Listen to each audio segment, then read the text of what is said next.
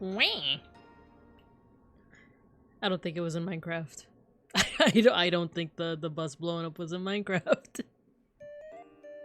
Hello. Hello. How you guys doing? Happy Monday. The start of a new week. And it's gonna be a heck of a week. At least for me and like work stuff. It's gonna be a heck of a week. So I'm glad to be starting it off with you guys. With you guys. Well, hello, how you doing? How you doing? Let's go ahead and scroll up and see who we got here before we jump into the shenanigans, the shenaniganery. Let's see, we got Saribot, our rock. We got Devin and Matthew flipping the order.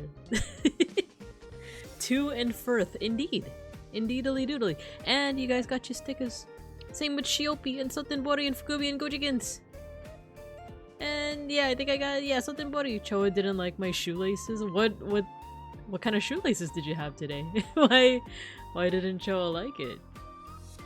Okay, yeah, I saw when I was like looking at the chat during the ad break, I saw what Zako said and I was like, girl, what? Is it the Knicks? Is it Nixon 5? Is it Let's see, I'm in so much pain. Was it the Knicks? Was it the celebration? It was in Detroit. At least we're not Detroit. We're not Detroit. Let me put some music before we continue on. We were listening to Kikuo last time. I was listening to Hamilton when I was practicing driving. That helped, actually. I'll just listen to whatever my anime on replay playlist is. I don't know if this is one of those playlists that like already has set music or it's based off of my listening history. Because it has some music here that I have not listened to. But it also has like Otonoke by Creepy Nuts and it has like the Apothecary Diaries song. So, I don't know. But folk, hello. 100 degrees. It's, yeah, I went to the bathroom right now and I was like looking at my phone and it said that it was 90 at the moment. And thank Gorsh, I'm in the house and there's air conditioning because I didn't feel it. But I don't doubt the weather app. I slammed it in the car door. Dude, so me and Beans have been repeating that to each other. Like when we don't have any like, or it's more so like when I say something and Beans doesn't know how to respond, he'll say that. But it's just funny. I slammed my penis in the car door. They were cool. I got them from the president. Nice. Literal mandate of heaven. Glory to the city-state of Mamdanistan. Glory! Glory indeed, comrade. Dove Beetle, hello. Mori just asked Shiori if she ever slammed it in the car door. I saw that. I saw it. It organically made its way onto my For You page, but on YouTube of all things. You know what? Let's get to class. Let me play some music. Let's get to class. No, we're gonna skip this. We're gonna go to Otonoke.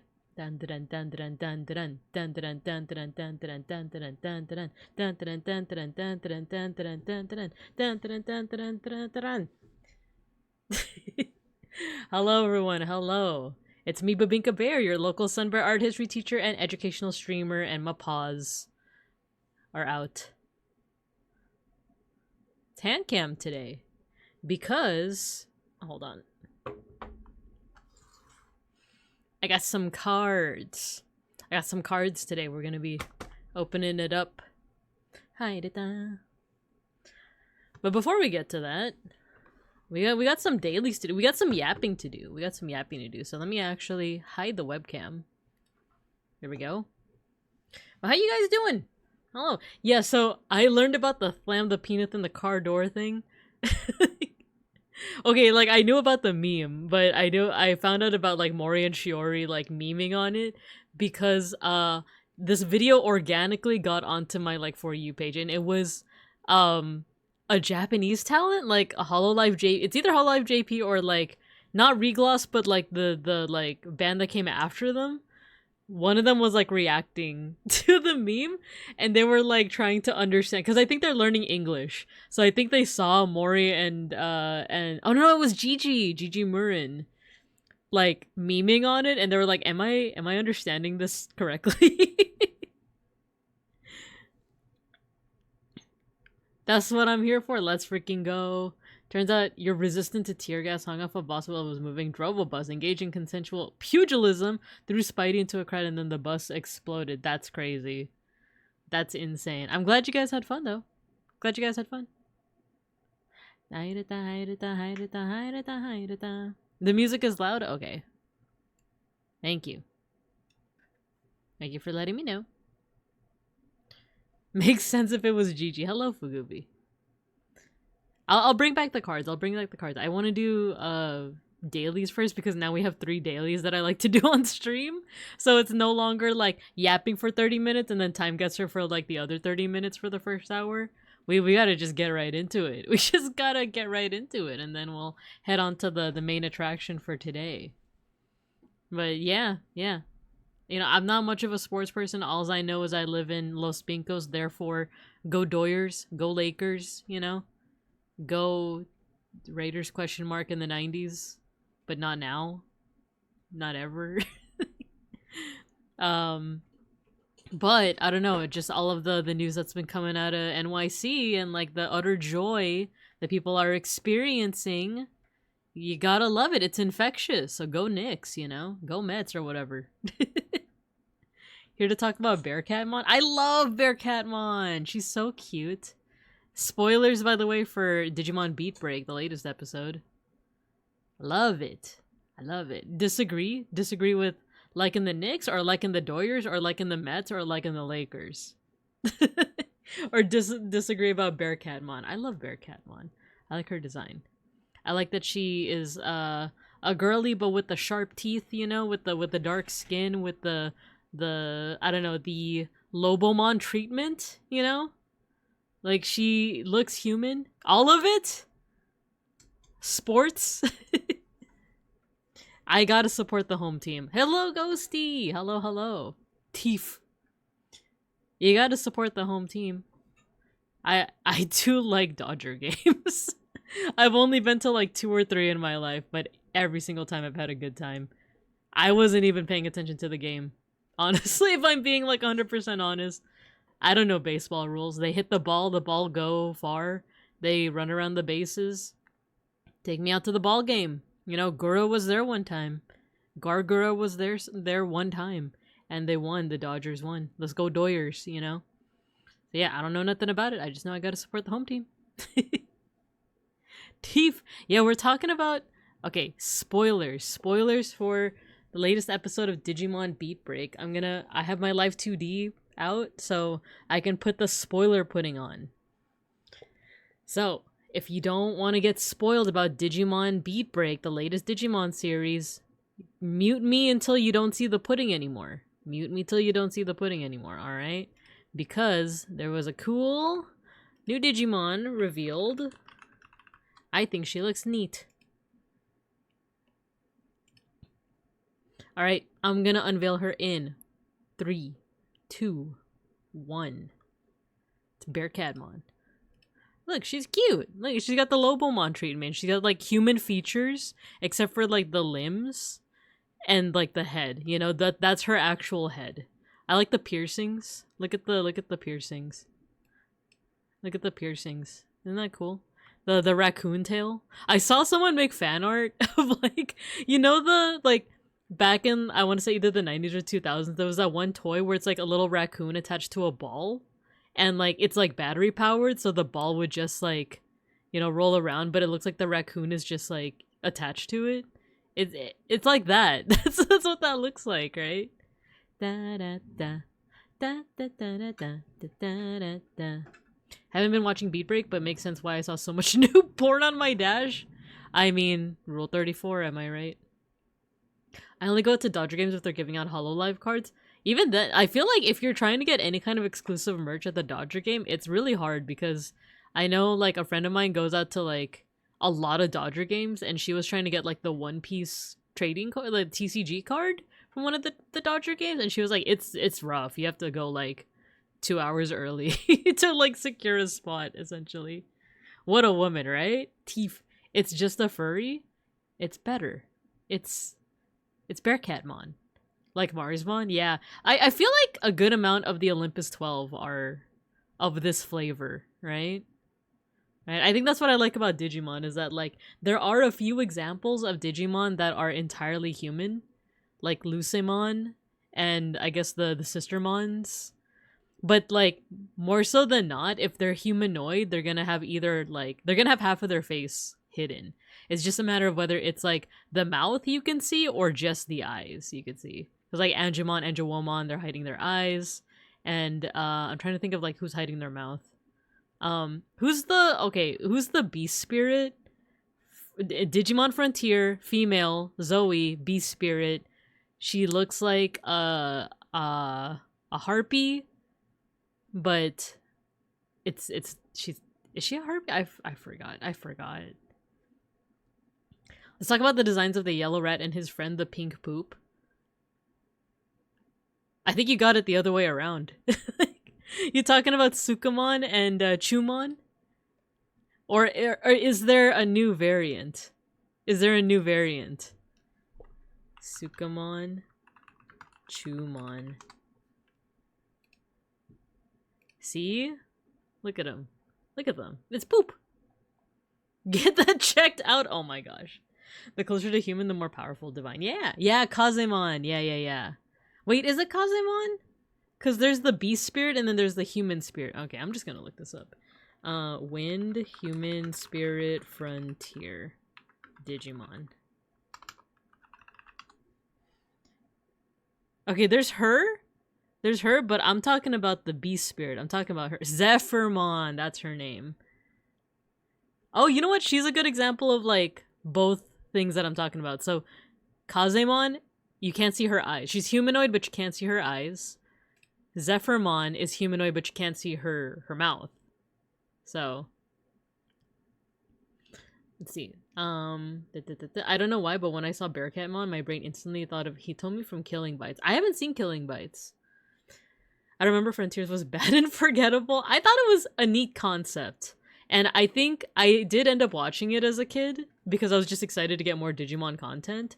And despite the fact that I was also one of those people that was like, they don't have partners, then like, what's the point? You know, like the whole thing is that like you see the character development of the kids through their Digimon and their Digivolutions. But it grew on me. I want to say that it grew on me. Yo, Madam Inu, hello. Hello, why do you have the spoiler flan on my head? I was spoiling Digimon Beat Break. But hello, Madam Inu, thank you for the raid. Hello, welcome. My name's Babinka Bear. I'm your local Sun Bear art history teacher and educational streamer. And today we're yapping. We're just yapping. Today's a just chatting stream, but we got some things on the docket. We have our daily little challenges like Time Guesser and Daily Human Anthropium. These are all little like cute guessing games. But then we started talking about Digimon because we also have a hand cam. Let me put this away. And we got some cards that I'm going to be opening up. So it's going to be a fun time. And there we go.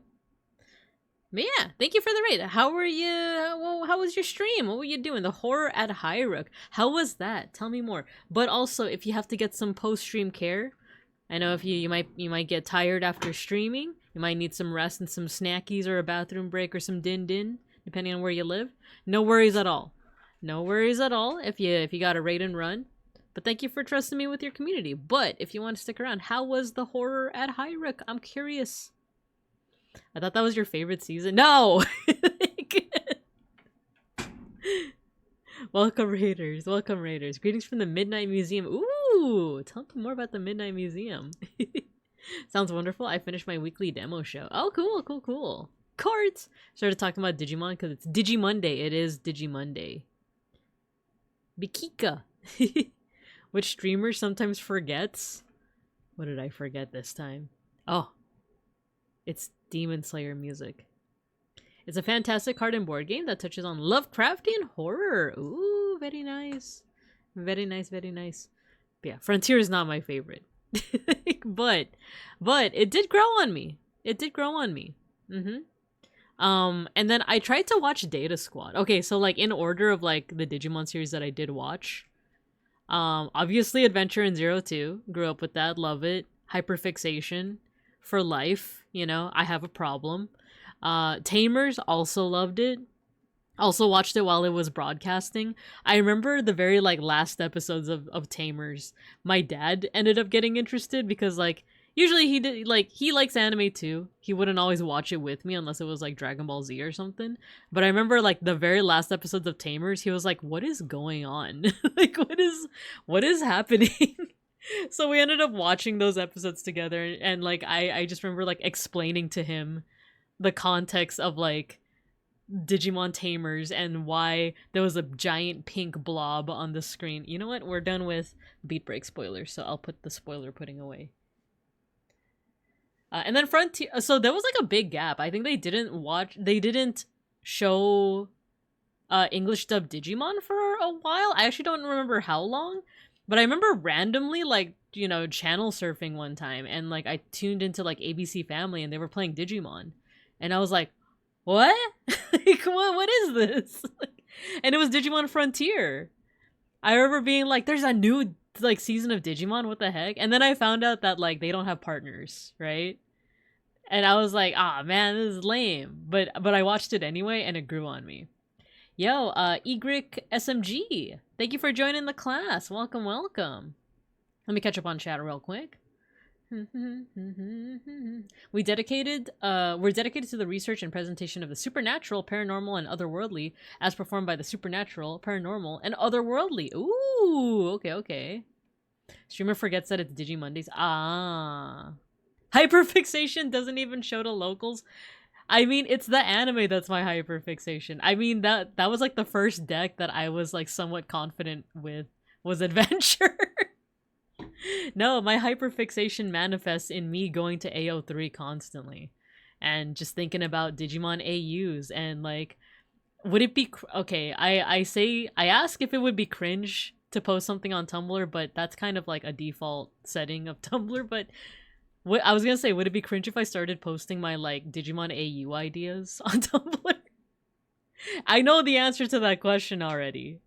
Like, I know the answer to that question. So I'm probably going to do it sometime in the near future, but I just have so many AU ideas. And I'm not talking like, oh, what if, I don't know, the cowboy from Red Dead Redemption like was in the Digimon universe. I'm thinking, what if the cast of Digimon Adventure 1999 was like in Red Dead Redemption? What if they were in the Destiny 2 universe, right? What if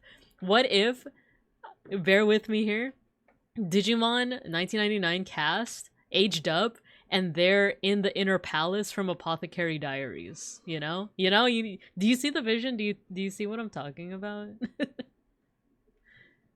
See, from our pocket dimension, we send doors out to people dealing with supernatural problems as soon as it's dark out. Yo, this is awesome, Madam Inu. I love this. Why is that red-haired girl naked inside of a fishbowl? What are you talking about? You talking about one of these Digimons over here? What do you mean? Came in with Inu. Nice to meet you. Nice to meet you. Is it pronounced Egrich? Egric? SMG?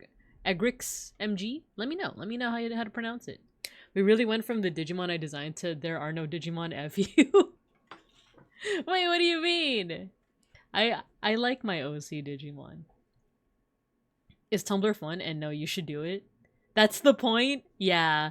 I think I'm gonna do it. I think I'm just gonna post my cringy, like, Digimon AUs of, like, and talk about my favorite pairings and, like, how they would be in, like, I don't know, the Demon Slayer universe, right?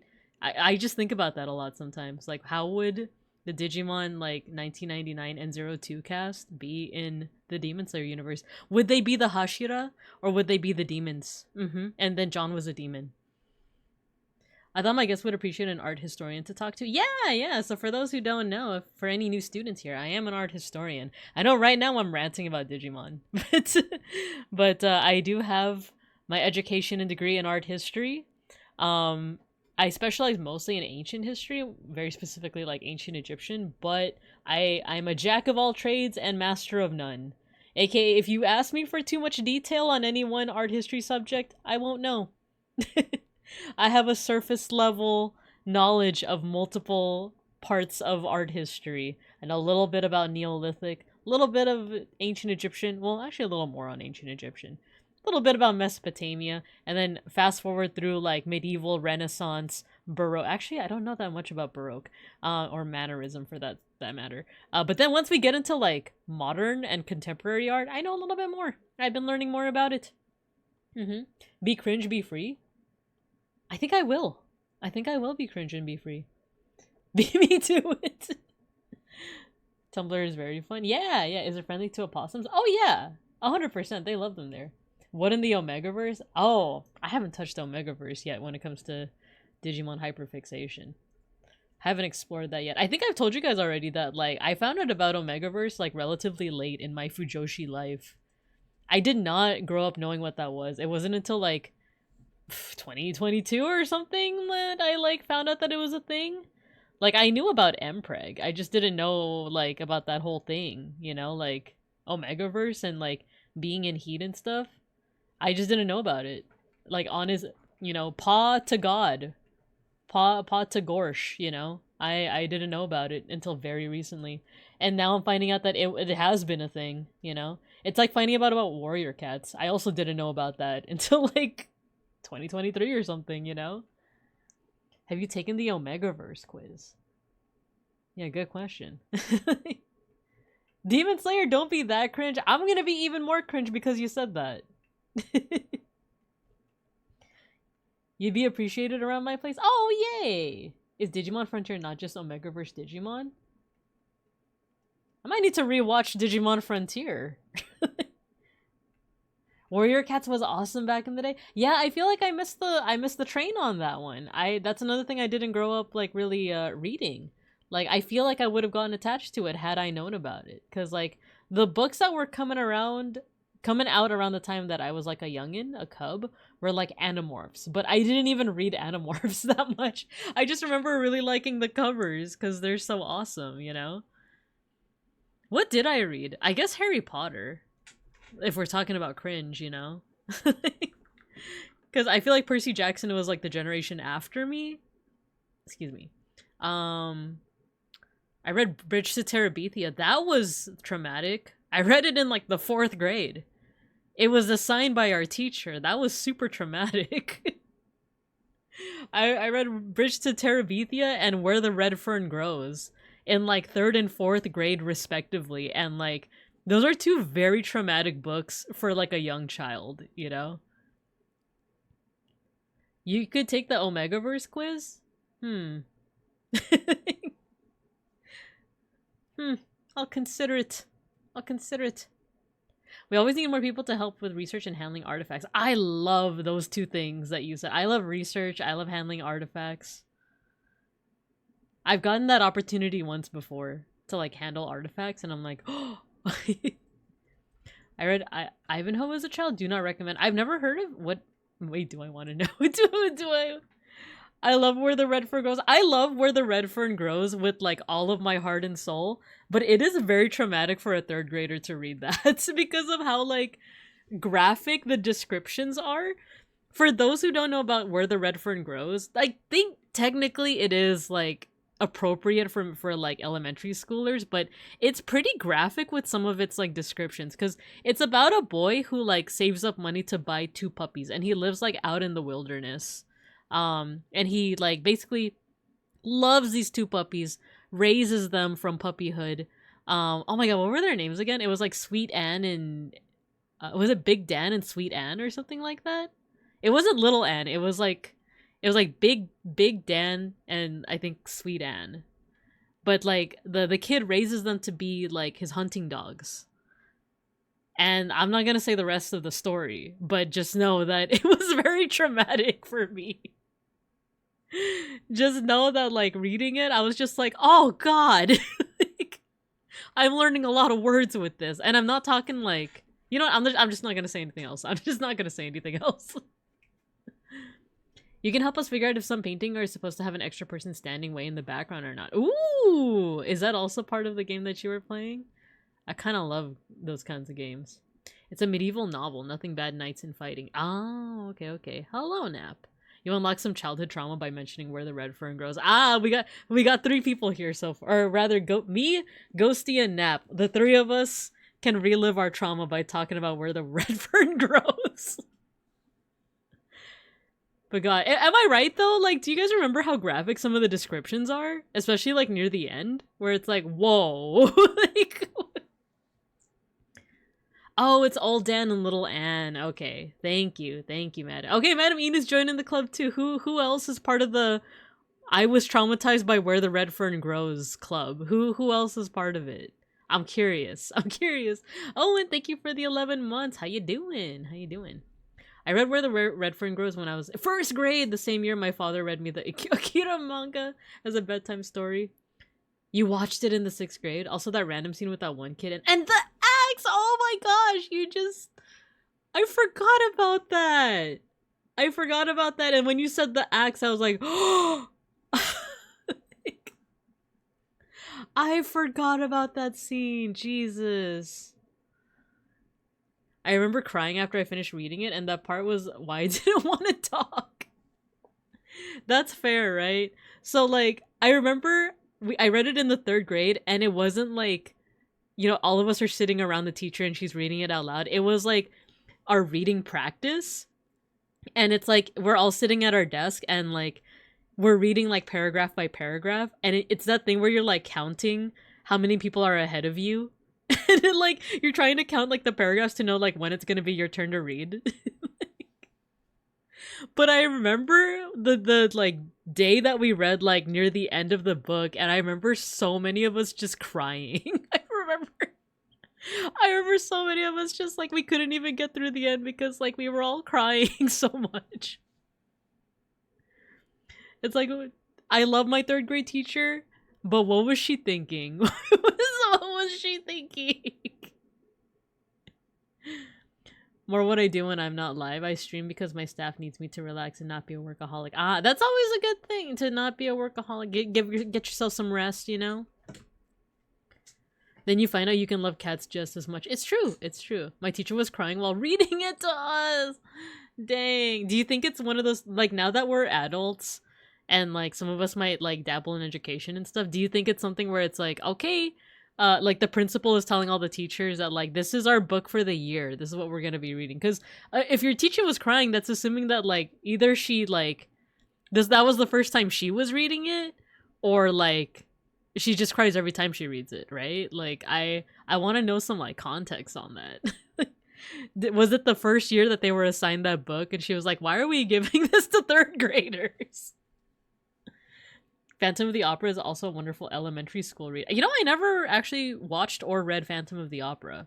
All I know about Phantom of the Opera is from like Fate Grand Order, you know, which is a wonderful resource for any historian, am I right? I'm being facetious. I'm lying. I'm lying to you all.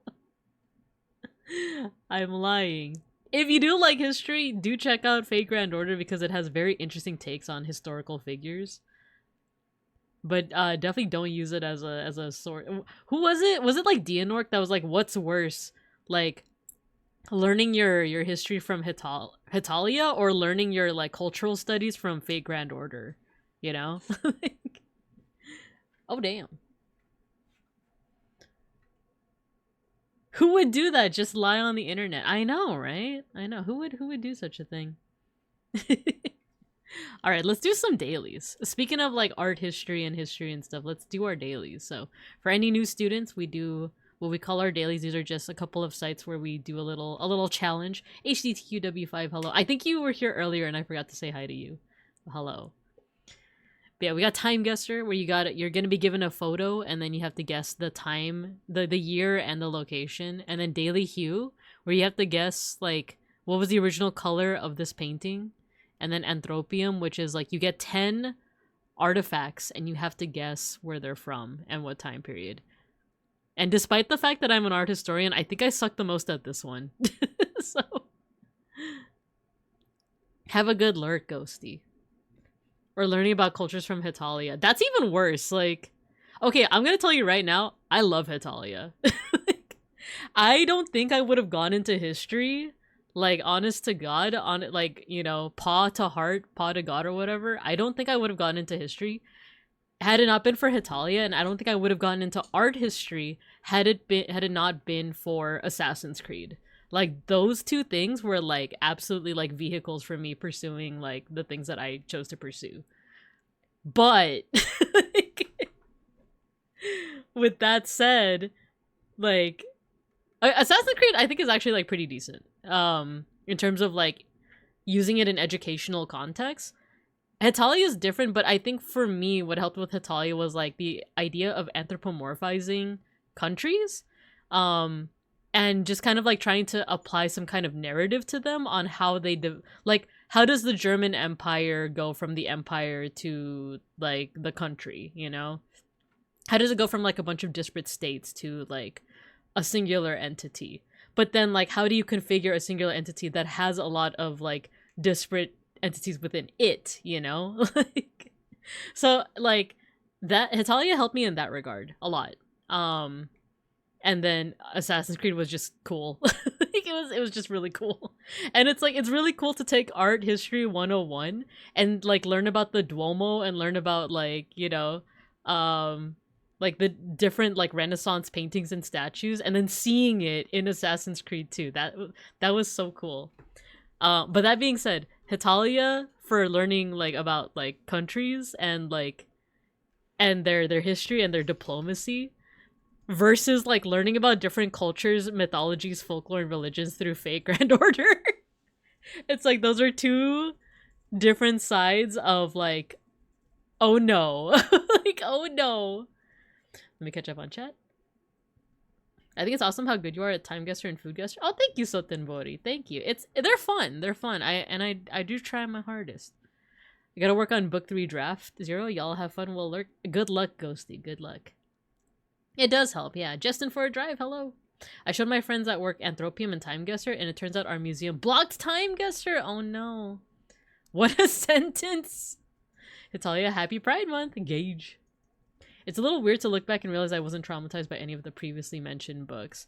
I think it's one of those things where for me, it was a delayed, like, yeah, I think I did experience trauma, you know? Anyway, let's get into Time Guesser. Ooh, we got some Japanese.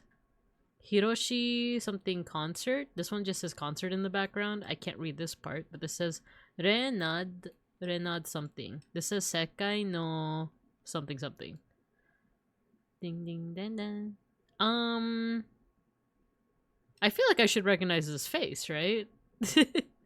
I feel like I should. This looks 70s 80s. I like this guy's face. Look at that. Let's say this is Tokyo, maybe 1970s or 80s.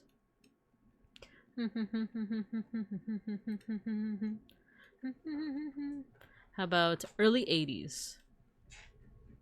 Oh, nice! A year off. It wasn't Tokyo, but Leonard Bernstein speaking to members of the press during a peace concert in Hiroshima, Japan on the 40th anniversary of the atomic bomb. We got pretty close. Bing bang bang bing bang bang oh. Bing bang bang bang. Oh, it's the kanji for Hiroshima. I see. It's more you look back on it and you realize, oh, that was effed up. Yeah, 100%, right? Oceanfront, riparian rights, protective restrictions, the Tatum Brothers Company, Miami. So maybe this is Miami. Altos del Mar. Wow, look at these pants. This feels very like very old-timey. This feels I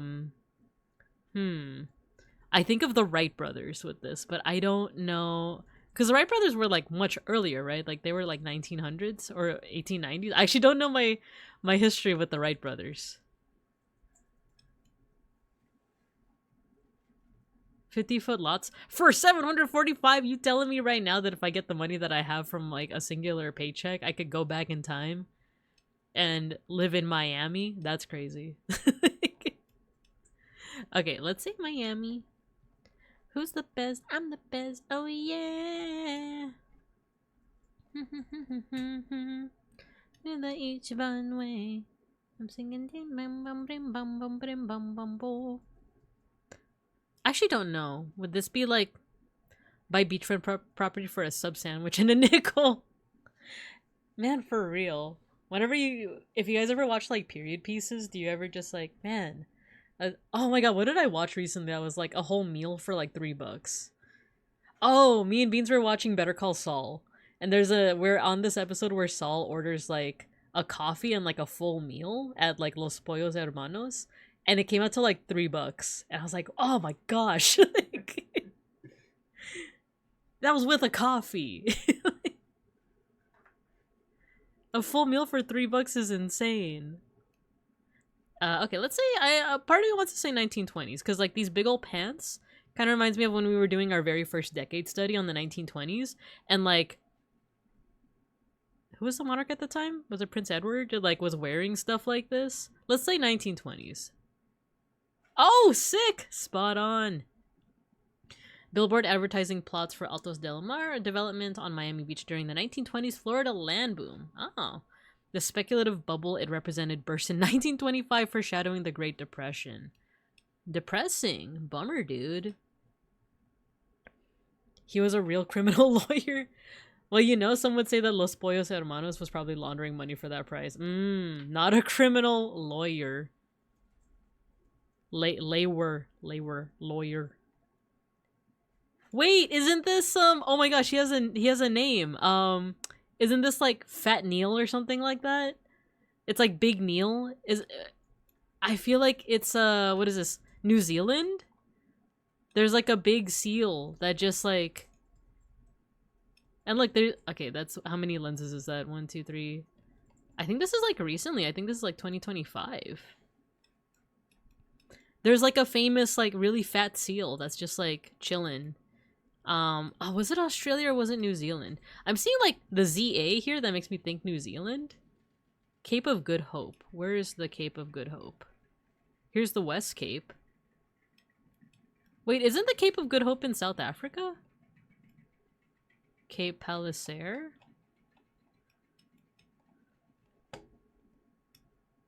Southeast Cape? Okay, let me quickly do a detour on South Africa. Because I feel like isn't that called like the Cape of Good Hope? Oh yeah, look! Cape of Good Hope. Oh, so maybe it's here. Maybe I'm just silly. Maybe I'm just a silly gal. Nature Reserve. Ah, I think it's somewhere here. What is this? SPCA Wildlife? We'll just put it right here.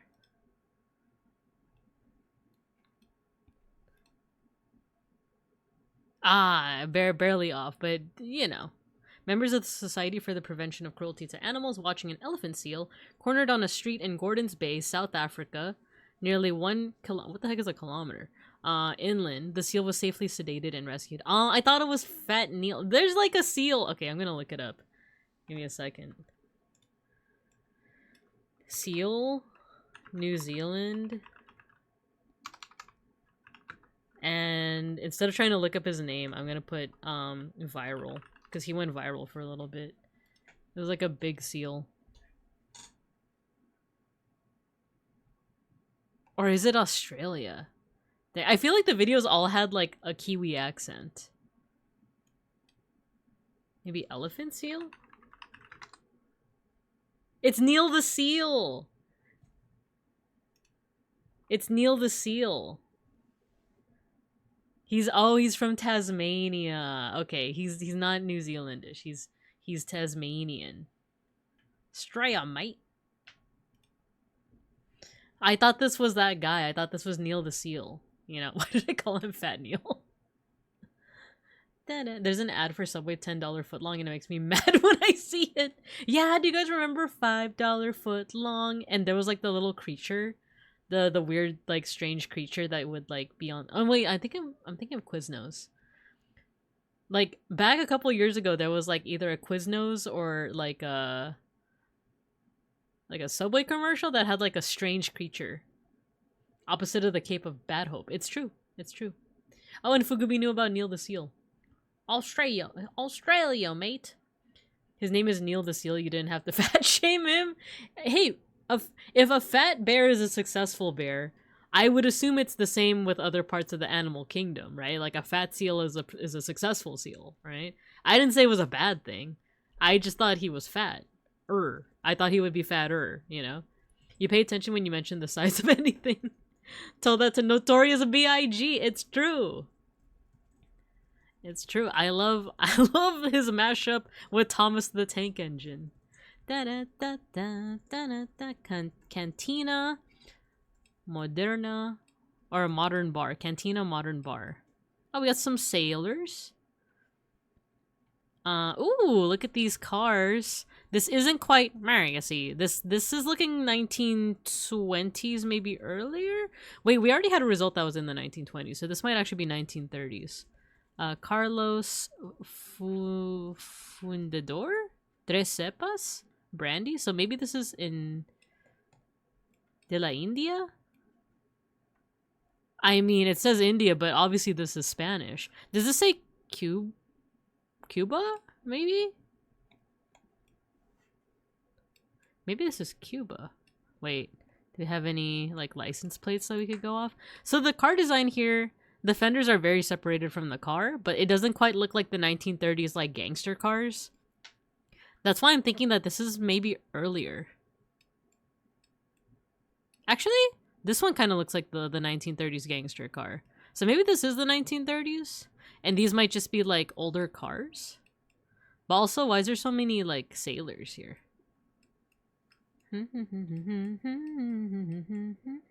These balconies, I don't know, something about them does feel Caribbean, but I don't know if I'm just, like, psyching myself out because this looks like Cuba, right? Like this word over here. But also these balconies, I feel like when I was doing my research in undergrad, I did my research on, like, the Santo Niño, which is, like, a Filipino, like, baby Jesus statue. And the person who, like, I had a advisor who specialized in, like, Spanish art. And another person that was doing their research under this advisor was doing something about balconies. And I feel like it was about, like, Caribbean or Cuban balconies. But I might just be talking out of my butt. I actually don't know. Alright, I'm gonna look at my, like, at my car drawings real quick.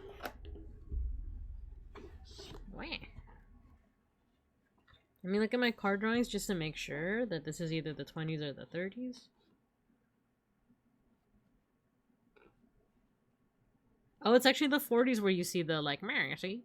So this could be late 20s, early 30s. Let's put it right in the middle. Let's say that it's 1930, like, on the dot.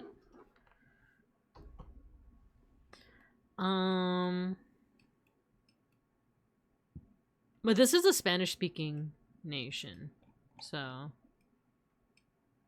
let's just say Cuba. Let's say Havana. Havana in the 1930s.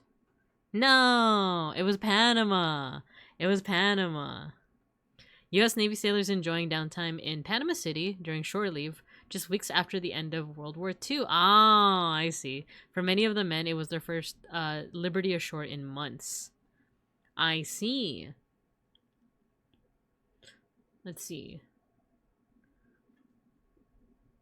It was beautiful. A diabetic bear is an unsuccessful bear? When's the last time you saw a bear with diabetes? With diabetes. Some things are best not said. I only remember Neil the Seal and Fat Bear Week because of Morapars. Sponge Monkey are from Quiznos commercials. Yeah, it was a Sponge Monkey. You're right. Thank you, HGTQW5. You're right. India equals the Caribbean. Cuban cigars. Lots of English to be Cuba.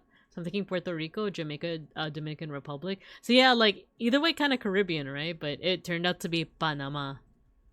You were thinking the same. That's a Frakes question if I ever heard one. Do you remember the tallest man you've ever seen? Have you called a plumber recently? Lonely Hearts. Wait, that's the Beatles. That's the Beatles. But this is like later Beatles, so it's like the 70s, isn't it? I actually don't know when this, Well, actually, wait, what if this is just like...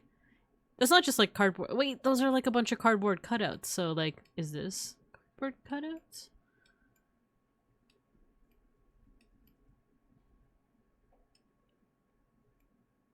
Are these like wax statues, you think?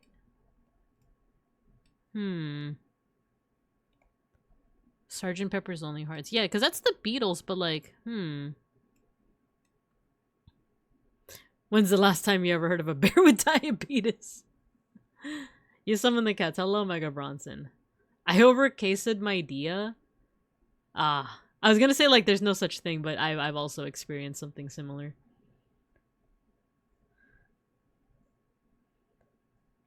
Howdy schmowdy.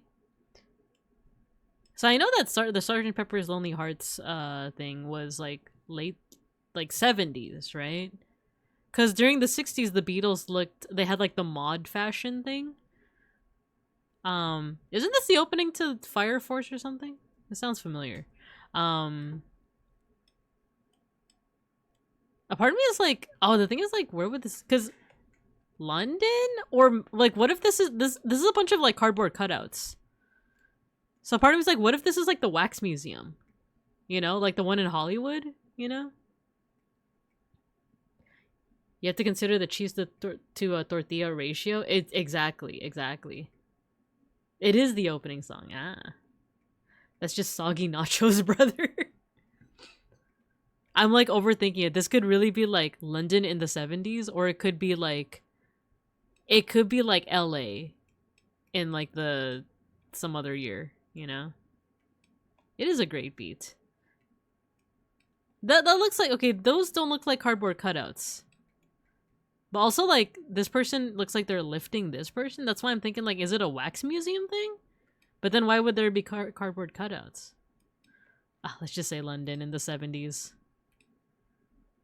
Lucked out. It's 67. The set for the Beatles' Sgt. Pepper's Lonely Hearts Club Band album cover being assembled before the now iconic photo shoot. Visible to the right is a cutout of Adolf Hitler, included at Lenin's request, but deemed too controversial and hidden behind the band before the final shot was taken. I did not know that. Oh, you summoned the legs. Yeah, thinking about it, I don't think I ever really took a good look at the cover for Sgt. Pepper's Lonely Hearts Club. I just know that they have the colorful uniforms, right?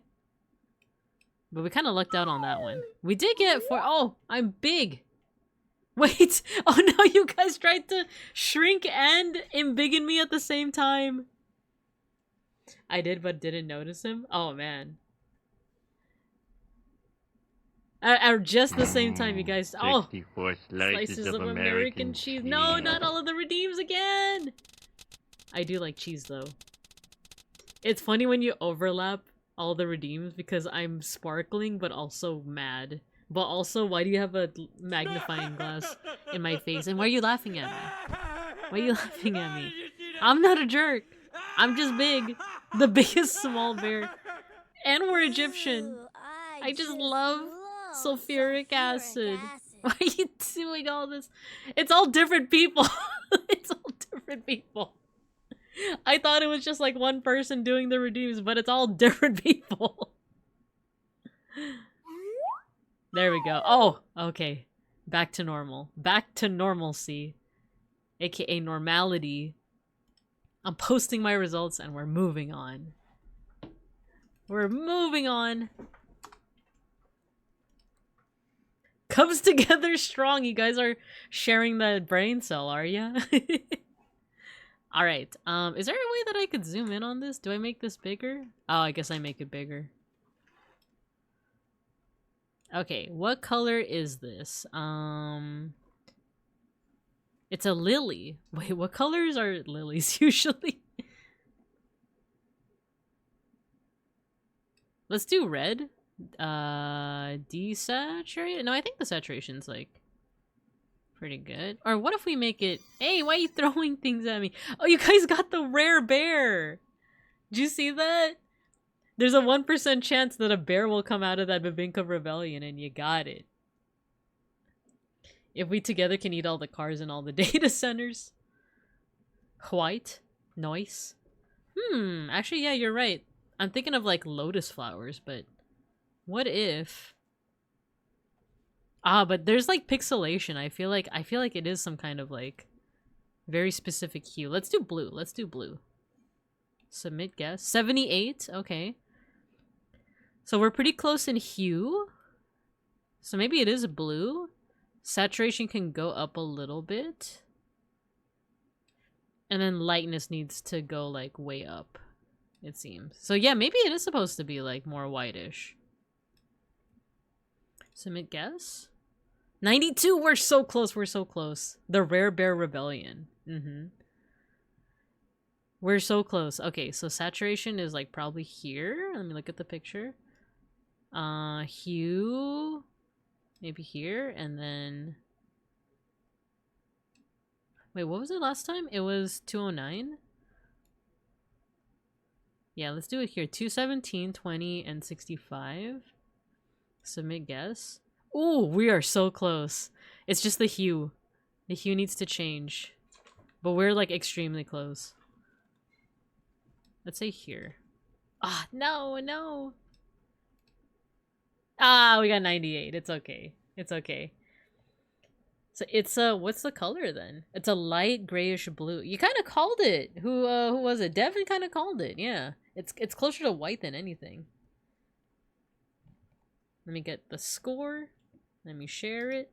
Paste. And let's learn a little bit more about this. So not necessarily the color, but some other works of this, or this one in general. So this is by Arthur Wesley Dow. Studied painting in France for 5 years before returning to Boston in 1889. Fascinated by ukiyo-e prints. It kind of looks like ukiyo-e. It kind of does. Kind of looks like Japanese ukiyo-e printing. It's getting whiter. A successful bear rebellion. Being right and being white. That's crazy. Other works in light grayish blue. Ooh, Monet. I do like some of Monet's stuff. Saltillo Mansion. Edward Hopper. I love Edward Hopper.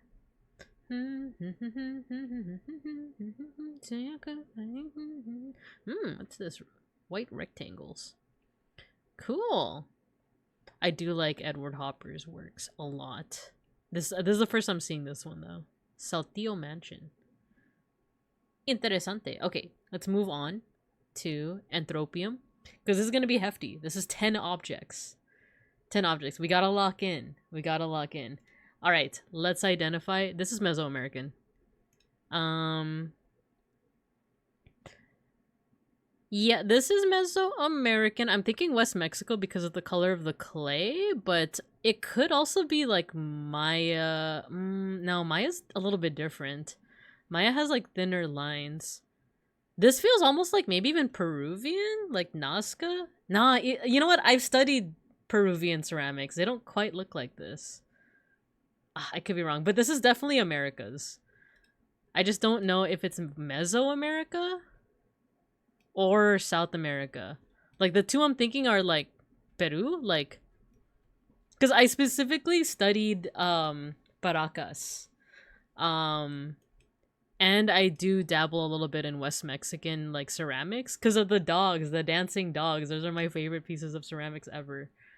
Dang. Let's put it here, like 500 to 750 CE. Nah, you know what? I want to say later. 1000 CE?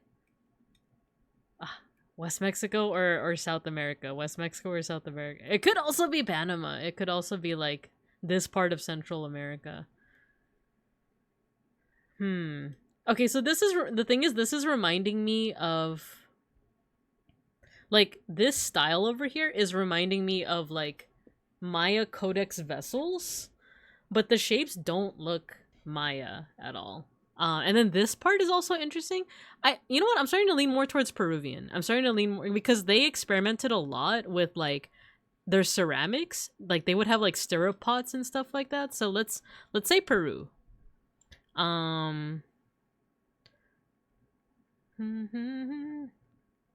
Let's say north. Is there any names that I recognize here? I mean, there's Lima.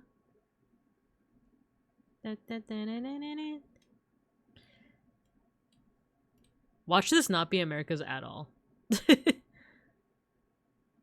You got 3 photos? Oh, true. True.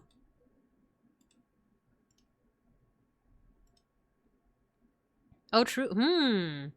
This is very geometric. I've never seen anything like this though. This like top part. That's why I'm like the experimentation is making me think of Peru. Watch it be Ptolemaic. I'd be so mad. This does look very geometric. You know what? It's reminding me of like Nazca. Like the Nazca lines. So Cusco's over here. Let's go Cusco. Even though I don't think it's Cusco. Let's just see. Let's just see. Yo, we were so close. We were so close. We were extremely close. It was like more so here. We also got the time period pretty spot on. You mean the alien lines? Mods explode nap. No, I know that you're kidding. Also, I feel like Nap is probably like one of the harder Babinkas to explode because his name is very long. His username is very long. But also, I know you. I know you. I know that you're just kidding. But there are others out there that aren't. Ah.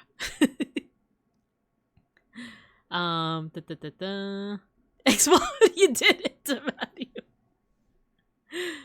Next round. Egypt. Easy peasy. The only question is when. You know what? This looks... I can't zoom in too much. What scene is this showing? It's definitely Egyptian. I just don't know like specific time period. We also have an ad break coming up in 30 seconds.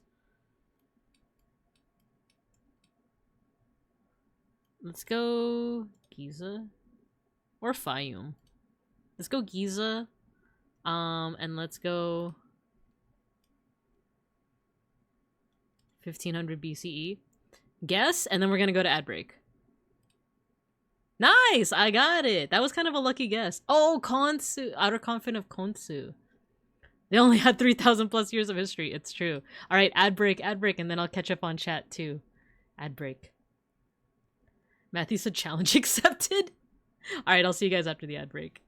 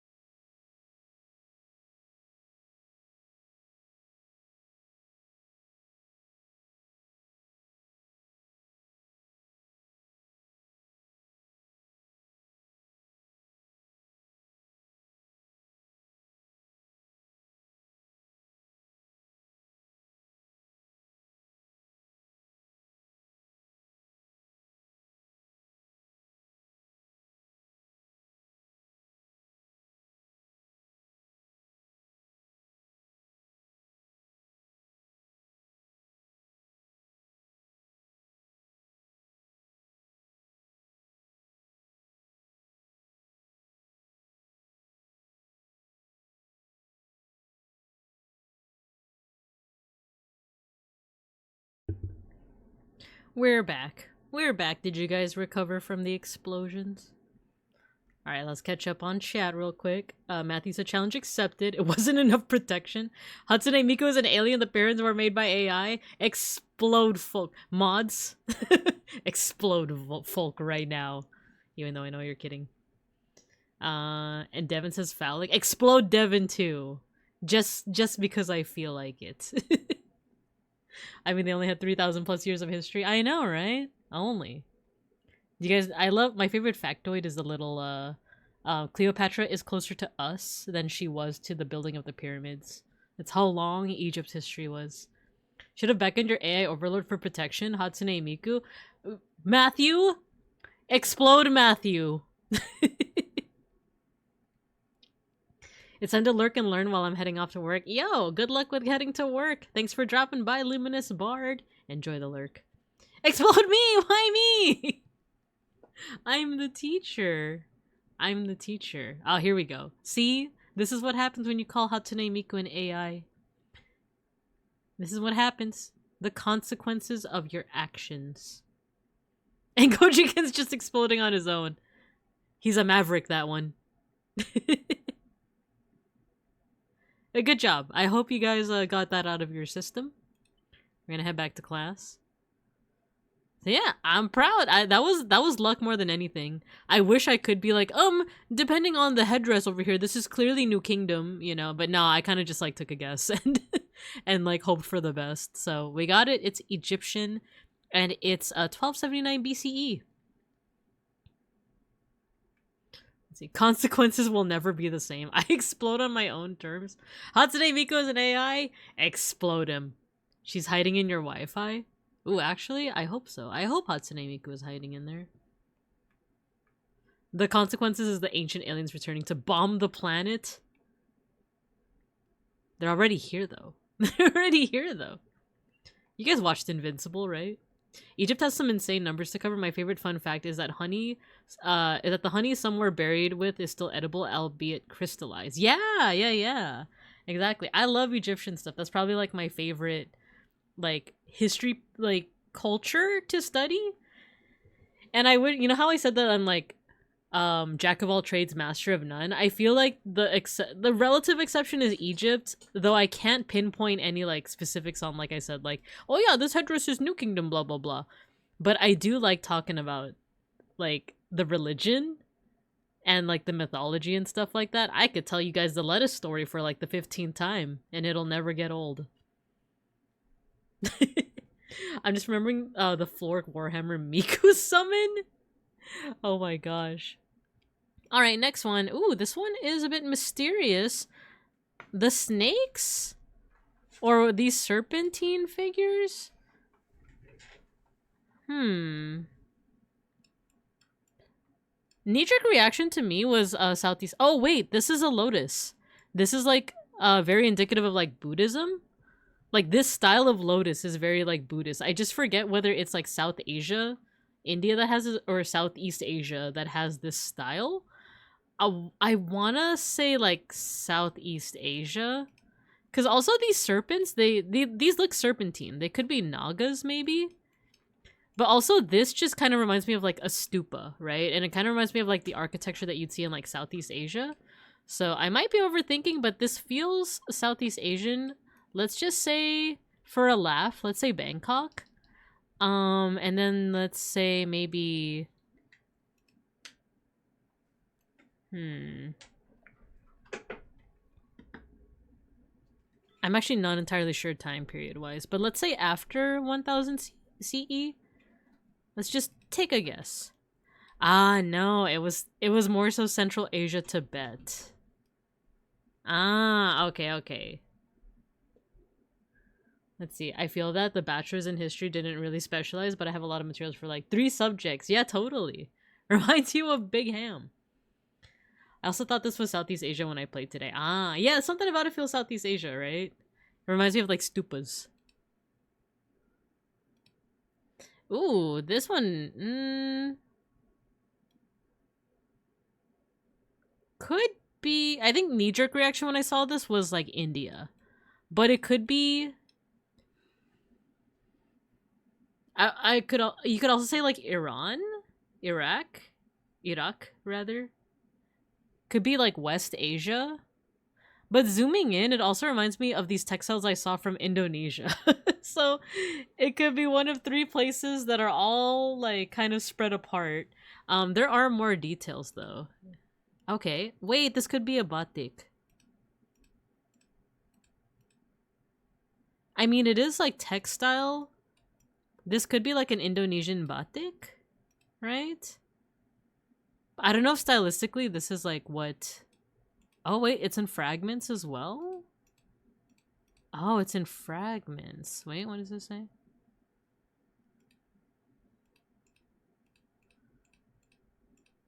Now I kind of want to say it's either like West Asia, Afghanistan, Iran, Iraq, like this area over here, or Indonesian batik.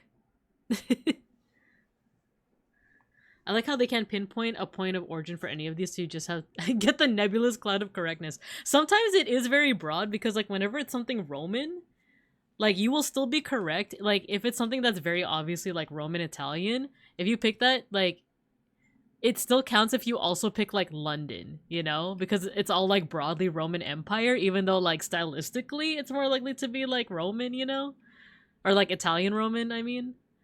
So sometimes it's very forgiving. And then like I think Egypt too, you don't have to specifically know like what tomb it's from as long as you pick like relatively close to like the Nile River. But then like as we saw with the first one, it's like, oh, what part of Peru, right? Actually, it's like here. It's like really, really like south. Actually, it's technically Chile. You know, so some of them are like really specific, but some of them are like very broad. As someone who's done object photography, some of these photos are terrible. I think they were just like, sometimes like in terms of like what they're working with, what conservation's working with, I know it can be hard to like get good photos. Some of these probably were from like the 70s, you know? The photo quality kind of looks like it's from like the 60s or 70s. Okay, at this point I'm like, dang, should I just flip a coin? Heads, it's West Asia. Tails, it's Southeast Asia, Indonesia. Hey Siri, flip a coin. It's heads. All right, we're going with West Asia. Let's say Afghanistan. Let's just say Tehran. I would not know what time period this is though. Let's just say 500 CE. Submit guess. Okay. Oh, we barely missed it. Look at this. We barely missed it. Dang. We could have just like guessed vaguely like Iraq, right? We would have gotten it, but we didn't. No. This is what I mean. Like this looks pretty forgiving, but it wasn't forgiving to me specifically.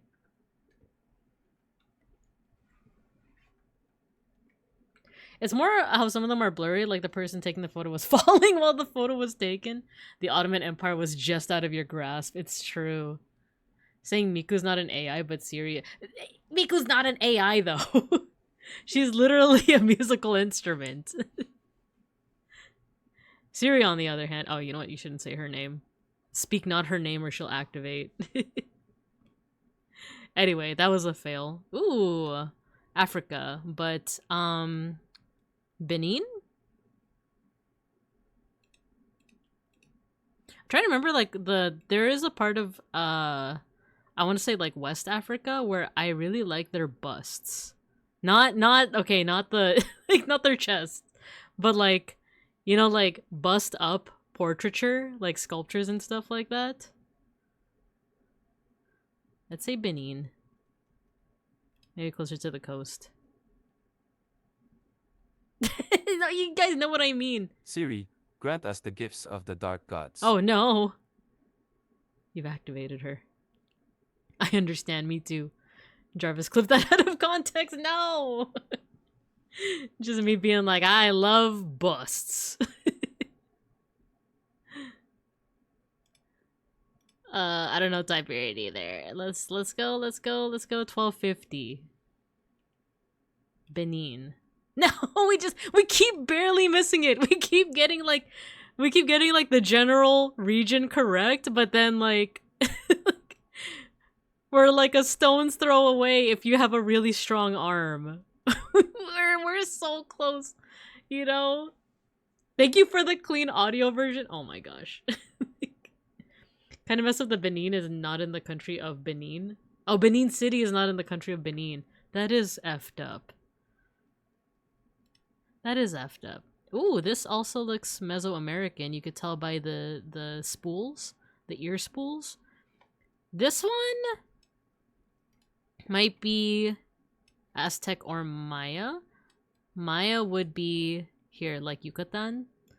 Aztec would be closer to here. Stylistically... Wait, what's this? I wish I knew more about, like, the fashion. I feel like it could have been either one of them. Dang it.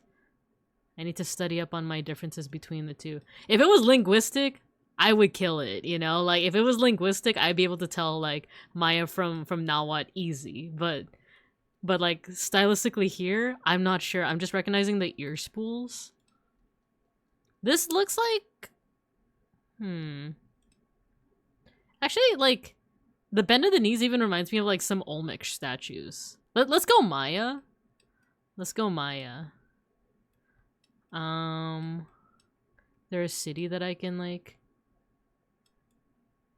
Is there, like, a Copan or something that I could, like, look in over here?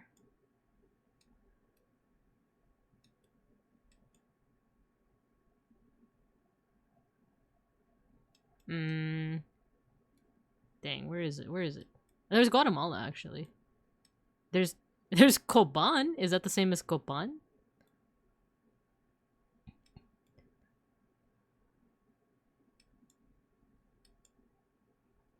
Let's just put it, yeah, let's put it here. Let's put it here.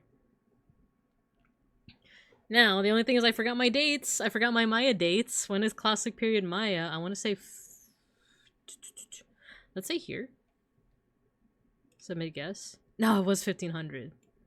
No, it was Aztec. It was Aztec. No. It's a stone's throw if you're All Might. Yeah. This isn't an anime. What the heck? Yeah, it's from the cyberpunk anime. This is the scene that makes everybody cry. It's me. I'm everybody. The Buddha. Question is Southeast Asia or East Asia? Take your bets. Or South Asia. South Asia, East Asia, or Southeast Asia?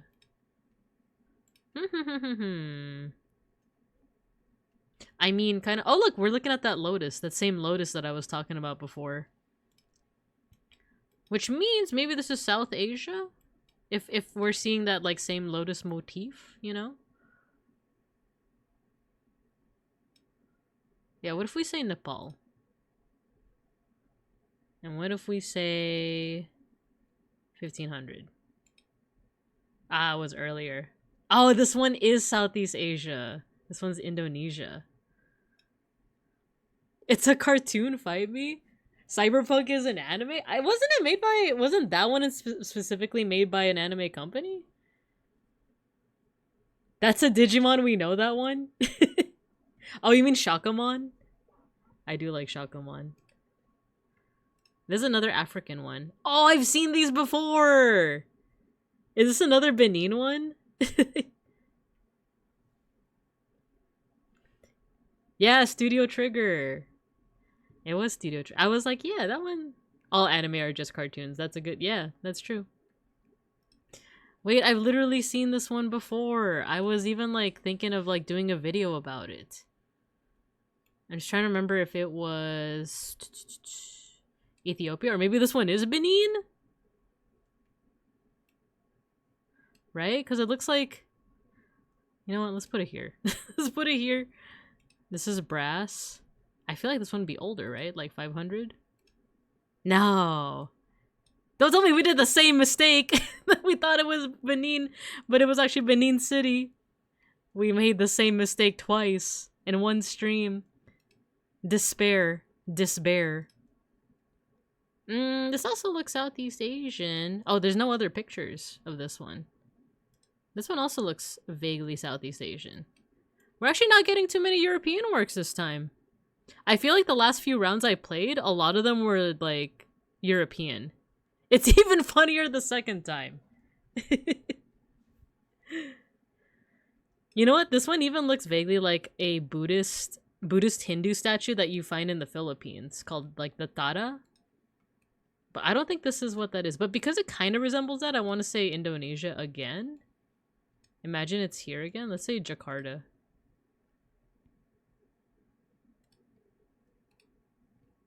Oh, this one's Vietnamese. Oh, interesting. Because, yeah, there was one, I forgot what it was called, like the Golden Tara of something. It was found here in the Philippines, and it looks actually very similar to this. So it kind of makes sense that it is like, I thought at least it would be closer in terms of like Indonesia, because that one is like not literally a stone's throw away, but if you island hop, you can make it very easily to the Philippines. Like you can either go through here to Zamboanga, or you could go here, Palawan, over here. But Vietnam also makes sense. And time period, we weren't too far off. Last round. This is Tibetan Buddhist. Or it looks to... No, wait. Japanese? Wait, let's look at these figures. Actually, this looks more Chinese. This looks... Or maybe even Korean. It's East Asian. This is East Asian. I want to say Chinese. This theme sounds familiar. What is this from? Is this My Hero? No, this is Hell's Paradise. I was like, why does this theme sound so familiar?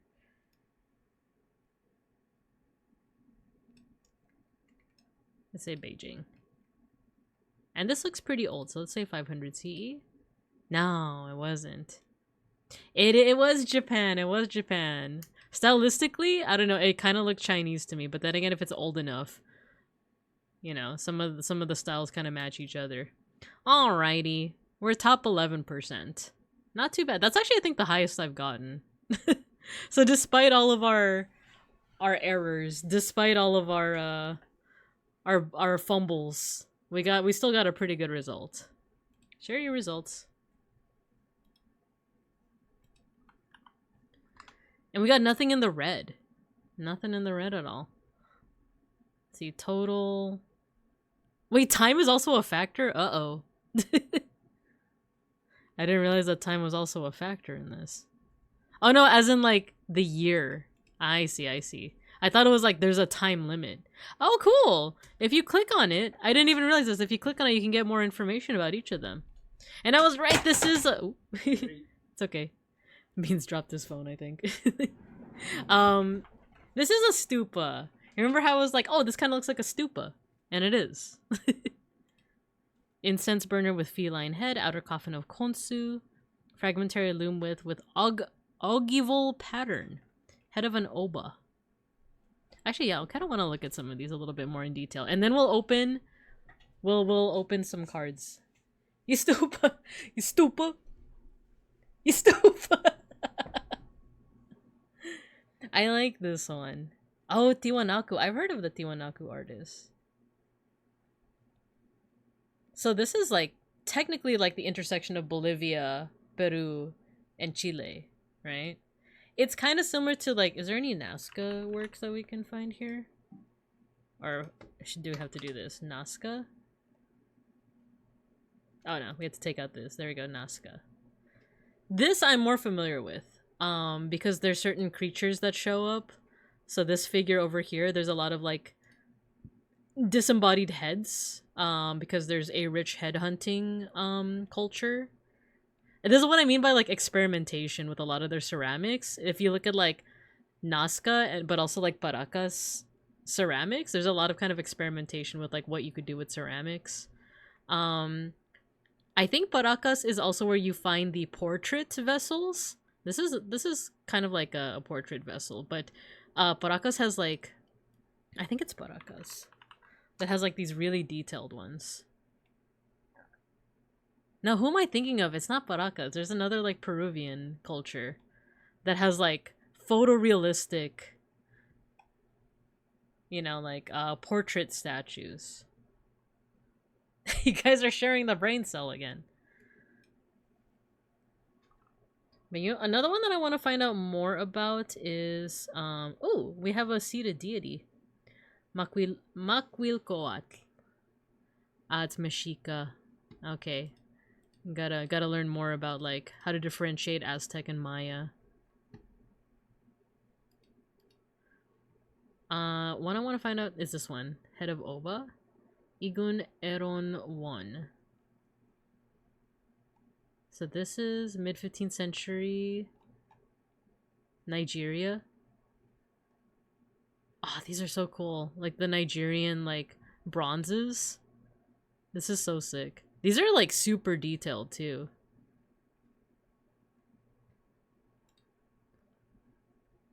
And then mandala figure. This one's just called figure. Seated male figure. It looks so much like the Golden Tara. I want to show you guys what that looks like. Golden Tara, Philippines. Here, Agusan. This is what I was thinking of. This is what I was thinking of. This is the Golden Tara of Agusan. I guess now they call it the Agusan Golden Image. But I remember when I was in college, I remember looking at a picture of this and being like flabbergasted. This game is a great example of how making museum collections fully accessible and open access can lead to some awesome things beyond traditional research. Oh yeah, totally! I'm hoping it pops off, you know? Like, I feel like for now it's only popping off with like the art history nerds and like the museum nerds. But like, it's fun. I do like the idea of this popping off and people being like, oh, what'd you get on this week's Anthropium? I think my only critique is like, I think they should do less objects. Because, like, for example, like, Food Guesser just makes you do, like, 3 rounds. Time Guesser just does, like, 5 rounds. Because I could imagine people getting kind of tired after a while, you know? And I think because it's randomized, there are some times where you can get, like, for this round, we got, like, 2, what is it, like, African works, and then 2 Mesoamerican works. And I think that's great, but because it's randomized, I feel like there are times where I get, like, 3 European works all in a row, and it's like, oh, come on, I want a little bit... I want something else, you know? Yeah, 10 rounds is like a bit much. I would say that like 5 would be the sweet spot, but like 3 if you want to make it a nice little like quicker game, you know? With the option of like if you want to keep on playing, you can keep on playing, but like 3 is kind of like your daily amount of rounds, you know? But I do enjoy this. This like scratches a very specific itch for me.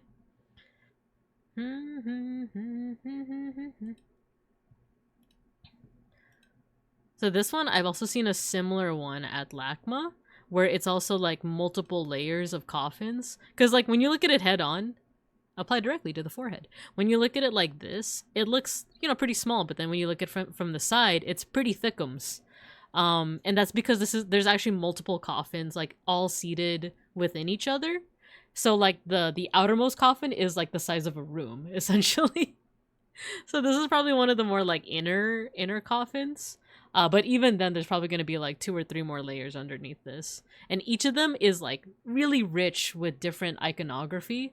The one I saw at LACMA has the entire like mythos of like what happens when you go to the underworld in Egyptian belief, ancient Egyptian belief.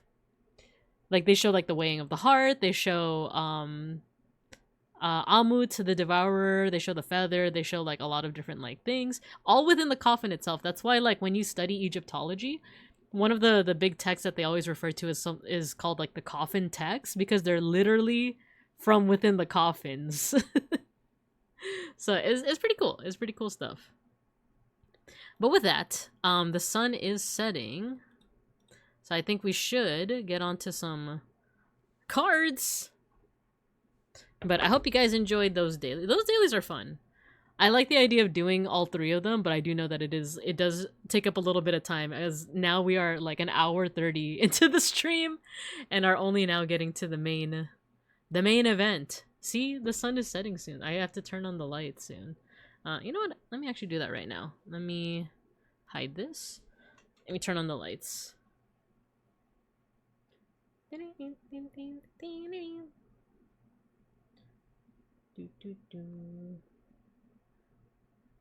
I have to turn on the lights from my phone. There's like a couple of lights that only work with a light switch and a couple that only work through my phone. And give me a second.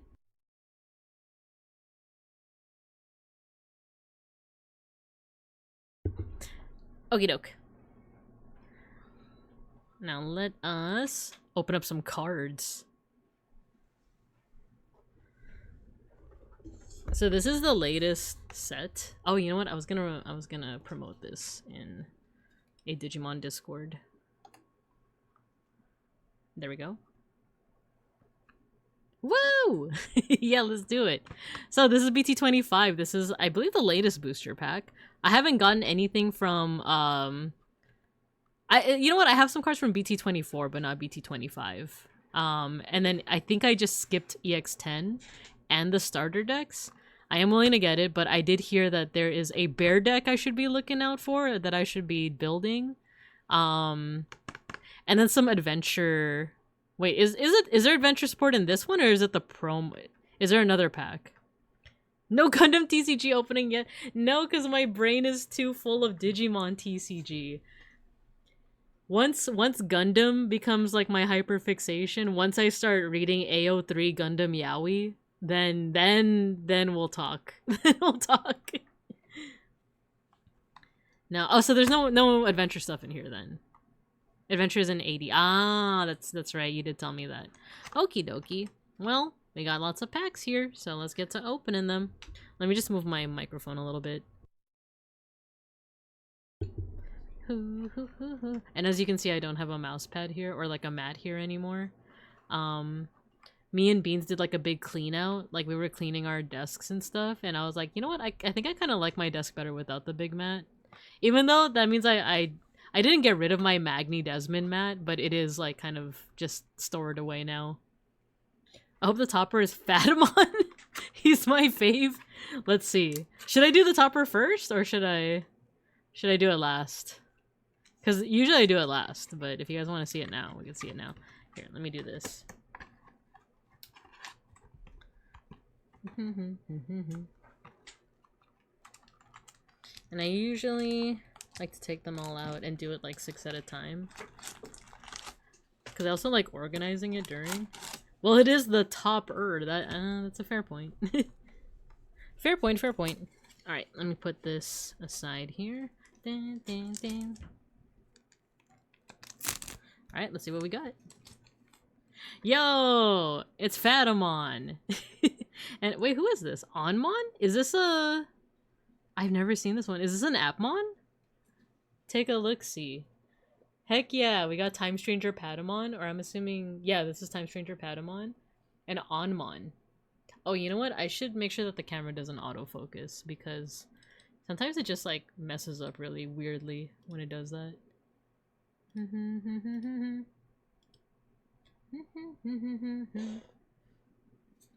But yeah, look, we got big old Fatamon. Oh, when I hold up my arm to show you guys, I have to be careful not to block my tracking. Remember to hold on to receipts so you can write those boosters off on taxes? Is that really a thing? Is that really a thing that I can do? Alright, let me put this over here to the side. You know what? I should clear some room so that when it comes time for me to organize all this, it won't be like the biggest struggle.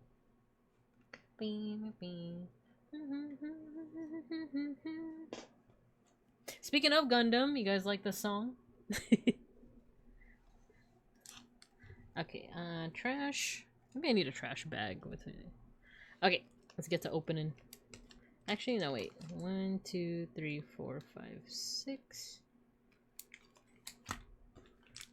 1, 2, 3, 4, 5, 6.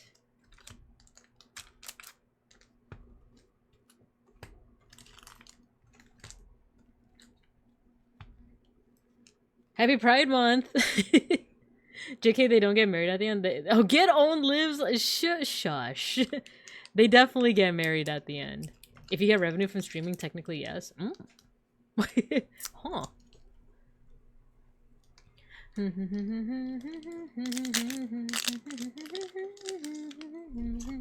Alright, who do we got here?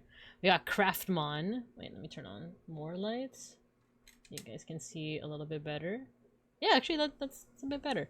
Craftmon. Okay, so we got some Appmon. Daramon. Is this for Iliad? Okay. Leolmon. This is Beat Break, right? I don't think they revealed it in Beat Break, but is this implying that this is the rookie for Cougarmon, right? He's so cute. Leolmon. Maramon. Is this Time Stranger? Okay. Grizzlymon! We got a bear! We got our first bear! Actually, I'm not organizing these as I should be.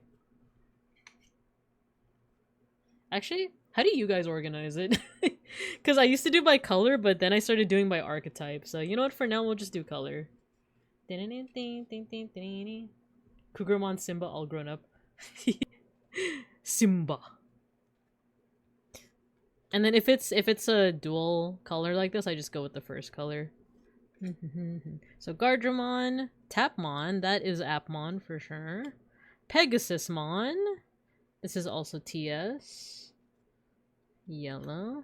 Cosmic Area. Oh, this is for what's it called? Galaxy? Apollomon or Dianamon. Yup, Galaxy. Deltamon. I do like this artist. I think a lot of people like are kind of ambivalent and or like mixed feelings about this artist, but I like them a lot. This is Deltamon. Yo, Aegyucusmon. Blue. Cool. Is Aegyucusmon, aka like Jupitermon, like a good deck at all? I'm curious. But Aegyucusmon. Oh, we don't have a blue yet. Okay. And Bootmon. Left is the correct color to go off of. Nice. Left. Yeah, left. Bootmon, is this an Appmon? It is. Cool. Alright. So not too bad. No super rares yet. But it's okay. It'd be probably the best of Olympus 12. Ooh. Okie dokie. Well, now I want to see how many different if they have like the different Ogyucusmons here. We got Gachmon. I've been watching more Appmon recently, by the way. I've been trying to make a habit of watching it when I'm at the gym. Whoa, this art is crazy! This art of Angemon?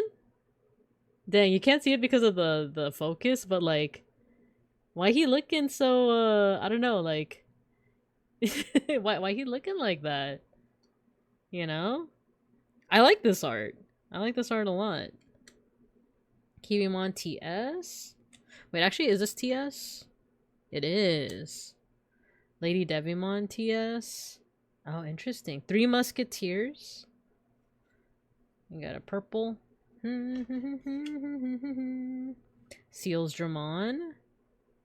D-Brigade. Interesting. I've never played D-Brigade, but like, I know that it's like tangential to like Numemon decks. He a snack. Jubilee is the deck I'd be playing if Angels wasn't so good right now.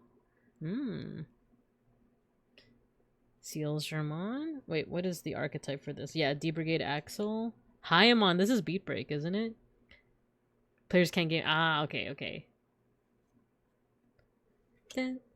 Maramon. Factorial Area.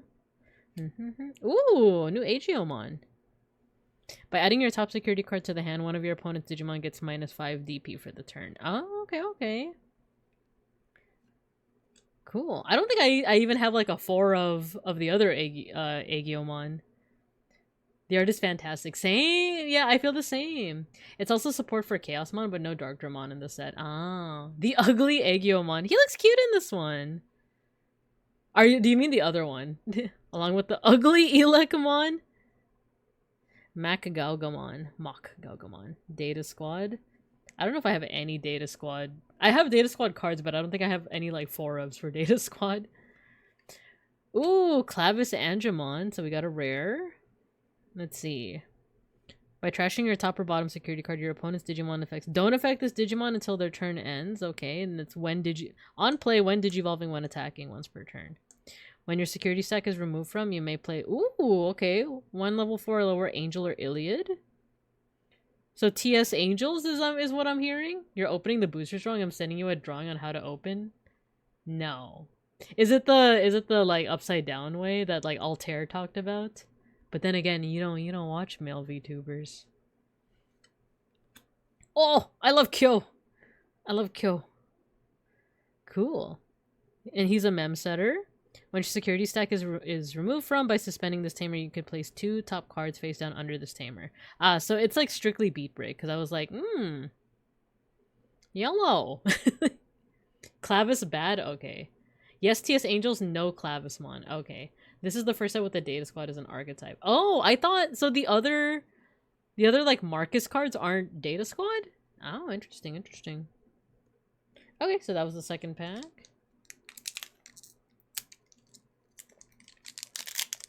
Is this still anime music? Did One Republic do anime music? Or did we run out of anime songs? Well, yeah, this is... Wait, what anime is this from? Oh, Kaiju number 8. I never watched it, so... Sorry. So sorry.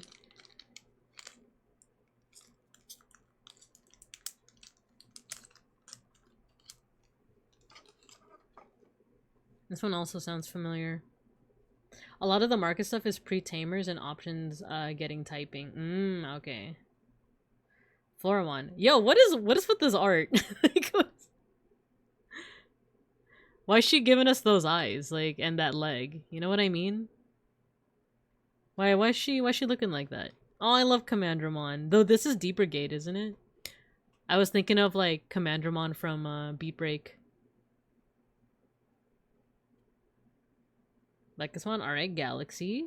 Okay, Galaxy.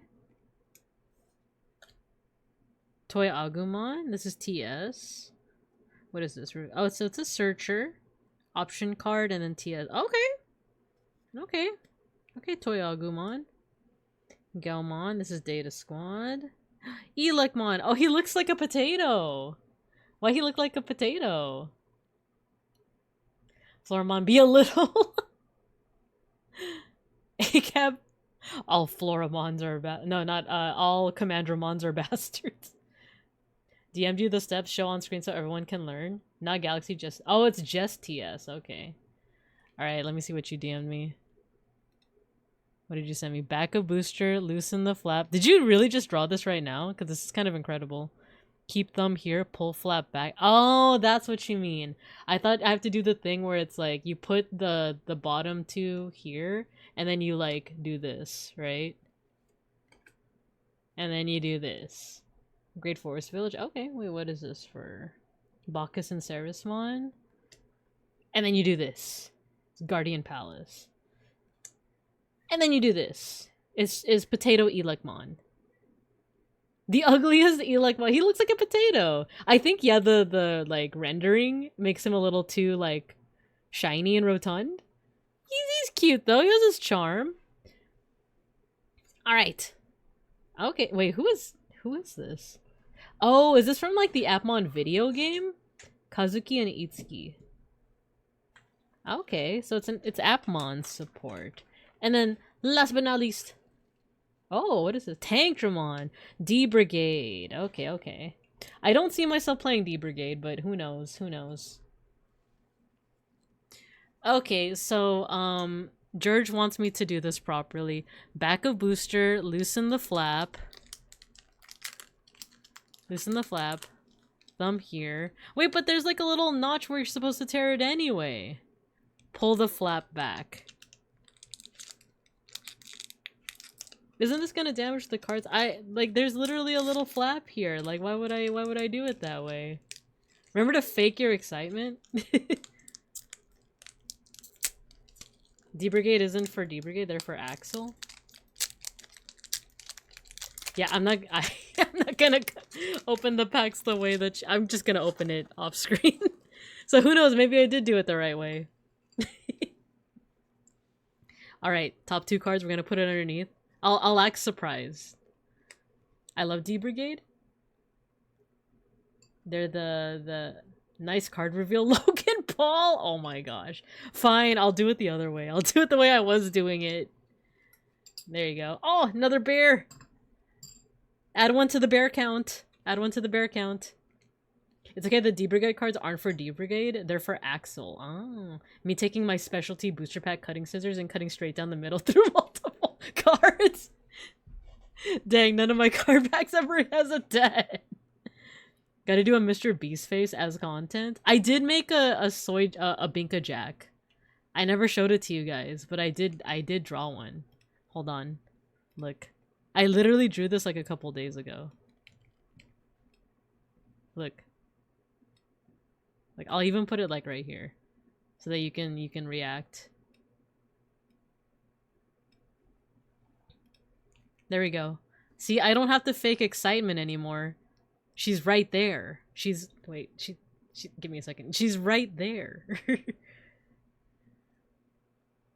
Whoever made this image you're talking about doesn't open Bandai product. No, pull from the center of the flap. The little cut on the top is for machines to cut and separate. Ah, man. Bear count. Nice, nice. The little cut at the top is to open the back. I feel like I'm getting mixed messages from you guys. I'm just gonna open it from the little cut on the little cut on top. Your feedback is appreciated, George. Also, did I say good evening, George, earlier? Oh, my legs.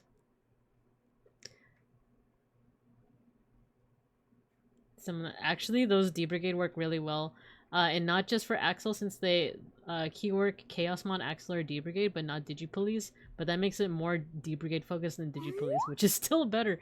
No, why are the legs coming out of my neck? Chest legs! Alright, we got Seals Dramon, Hyamon. Oh, wait. Yeah, Hyamon, Galgamon, Angemon. Oh, Monodramon. This is also TS. I like this artist. There we go. Mirage Beast Knight. Dang. For those who watch Data Squad, should I try watching it again? Like I said, I only watched like, I want to say like the first core. I watched like the first core of Data Squad and then never again. I got up to the point where like they found their like 5th Power Ranger, except it's their 4th. Wait. There's like 3 starting Digidestin, right? And then the kid? And then is that it? Or was there more? Anyway, I got to that part. Sending you an invoice for the sketches? Dang it! I even drew little bear paws for kayfabe. You did! You did though. You did. Armalizamon! Yay, beat break. I like this art too. I love the watermelon colors of Armalizamon. Onmon? Back at it again with the Onmon. Ooh, Dan Yuki! Is this good for TS? I would hope so, right? Because that's the tamer. If you have 4 or less, gain 1. By suspending this tamer, one of your TS trait gets plus 1,000 for the turn for each memory your opponent has. Oh, okay. Is the shtick with this flavor of TS is that, like, you want... Wait. For each memory your opponent has. Oh, end of turn. Oh, so it's like you can... It's not good? Okay, never mind. I was like, so you can plan ahead by giving them more memory, but then, like... That still puts you at a disadvantage, even if it gives you a lot of DP, right? Doyok Mirai, a beautiful star. Ultimate Brachiomon. This boss battle in Time Stranger was amazing. I actually like a lot of the boss battles in Time Stranger. Delete one of your opponent's highest DP Digimon. If your opponent has 5 or more memory, this Digimon effects don't affect this Digimon. Oh, okay, so you could put these two together.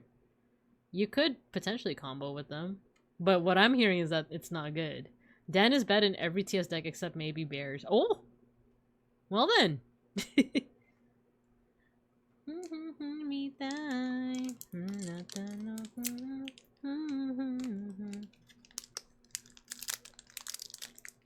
I'm actually still looking at George's drawing, and it actually is like very detailed for how simplistically like for how quickly you made it and for how simple the instruction is. My honey, Doyok Mirai, beautiful star. But Dan Kanan is just better than Dan. Oh, and I do have a couple of Dan Kanan. Cyber Engage. Very cute. Lady Devimon. There's not a lot of purple in these packs, huh? Either that or I just haven't looked out yet. Fangmon. Spend 1 non-purple tamer. Okay, okay. Freemon! Is this for, I'm assuming this is for Leolmon and the Cougarmon line, right? Very cute, very cute. And it does say Beat Break, so. Gazimon. Whoa, this art is so cool. When's the last time you saw Gazimon looking this cool? I love it. Mejaku-chan. The purple this set is pretty much just 3 Musketeers. Oh, I don't really see myself playing 3 Musketeers either. I don't know. But maybe it's because like I'm not familiar with like the source material for 3 Musketeers. I'm not just talking about the novel. I'm talking about like Digimon 3 Musketeers, but maybe I gotta just get out of that mindset, right? Because it's like, oh, I love adventure because I love the adventure deck because I love Adventure 1999. But like I don't see myself playing like, I don't know, like Cross Wars or Fusion or whatever it's called. But maybe I should give it a chance, huh? Anyway, Doraemon. I love this one. Ooh, Magna Angemon. By trashing your top or bottom security, one of your opponent's Digimon gets -8 DP till their turn ends. Ooh, not bad. Konnichiwa, baby, so sweet. Aegiomon. Kyo! Oh, let's go. It's Shiro Emiya. Volcanismon. We got another kill. And then we got a super rare. Okay. This isn't an alt art though, but we do have a super rare. How good is Volcanismon? When this card will be played, if you have fewer Digimon than your opponent, reduce the cost by 5. Okay, so cost of 7. You may link up to... Oh, linking! Okay, you may link up to 2 cards from your hand or trash to any of the Digimon without paying the cost. Then for each of your link cards, de-digivolve all of your opponent's Digimon! All of your TS trait gain Rush and Link 1. When your Digimon gets linked, one of them may attack. Interesting! If the Digimon doesn't look cool, I don't want to play the deck. The least relevant part. I'm reading through all of it. I'm really reading through all of it. Interesting, interesting.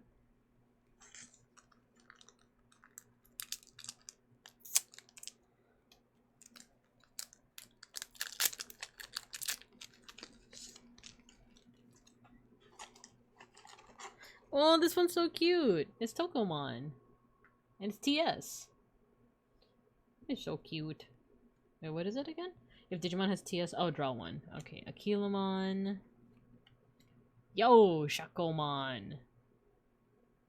Oh, the Magna Angemon? Okay, I'll go back to the Magna Angemon. When effects trash this card from the security stack, you may play... Oh, 1 level 4 or lower Angel or Ilia card from your hand without paying the cost. Wait, what the heck is Ascension? When this Digimon is deleted, you may place this card as the top security card. Oh. Is this new or has this been a thing? There he is, the problem. Then read Angemon. Okay. When effects trash this card from the security stack, you may play 1 level... Oh, it's also Ascension. And it's Barrier. You may play 1 level 4. When the turn you may delete it. Are you saying that... Are you saying that if, let's say that the line is like this? Hold up. By trashing your top security, it isn't deleted. When effects trash this card from security, you may play 1 level 4. So then you could play... Wait, no, this is... Yeah, this is level 4. Then read Shako? There's more? The line is never that? Okay.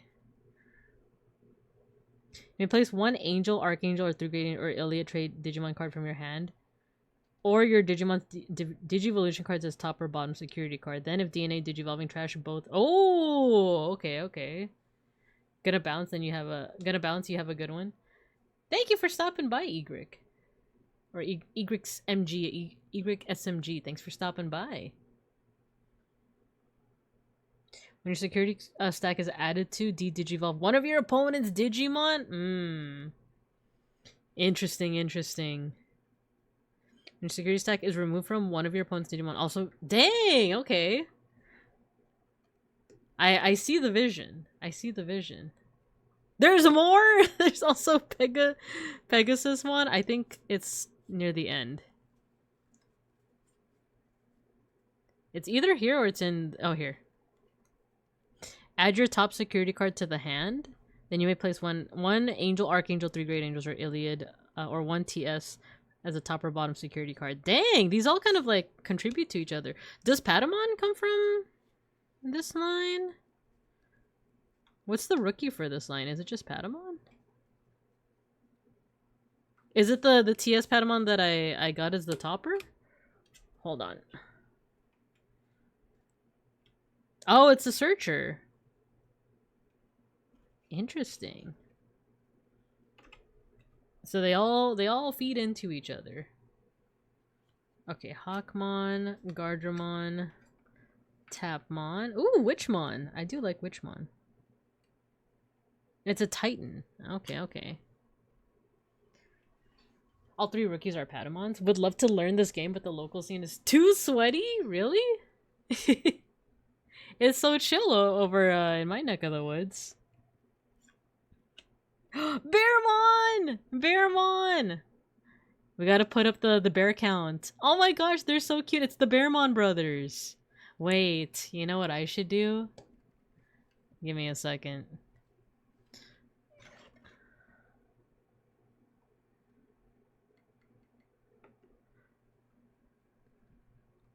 Give me a hot second. I'll be right back, Babine Cubs.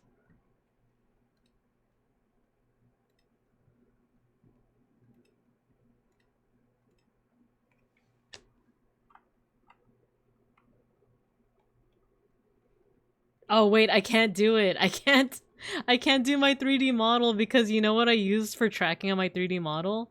My webcam. So never mind, I was gonna put on my 3D model and become Bearmon. But I forgot about that little detail. Can you imagine if I was like, oh, I just need to put it on my face then? They have Digimon World Championship trophies behind my glass at locals. Dang, okay. NJ, Pega, and Shakuo, I'll put NJ and Magna into security, then Shakuo and, spoiler alert, Juno! I love Junomon.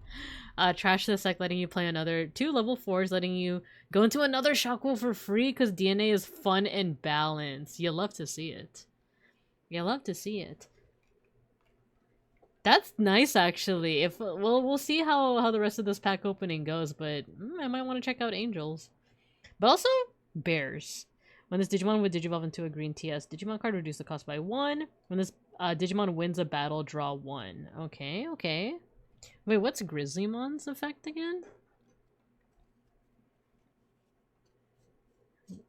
I know I have at least 2. Here we go. When one of your Digimon with beast, animal, or sovereign other than sea animal in any of its traits or the shaman or TS gets 300 until your opponent's turn end. When this Digimon wins a battle, draw 1. Okay, so there's just a lot of, like, drawing.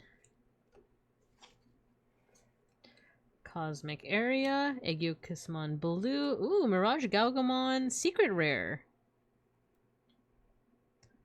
Okay, Data Squad. You may return one of your opponent's level 5 or lower Digimon to the hand. Then by trashing the bottom face down card under any of your tamers, return one of your opponent's lowest level Digimon to the hand. Okay.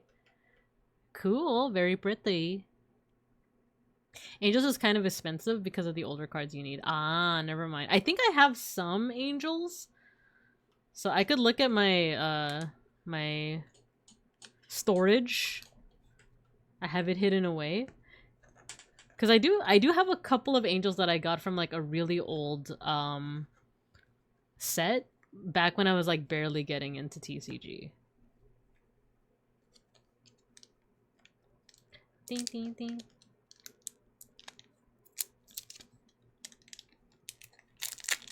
Not sec, as in like secret rares. Ding, ding, ding, ding.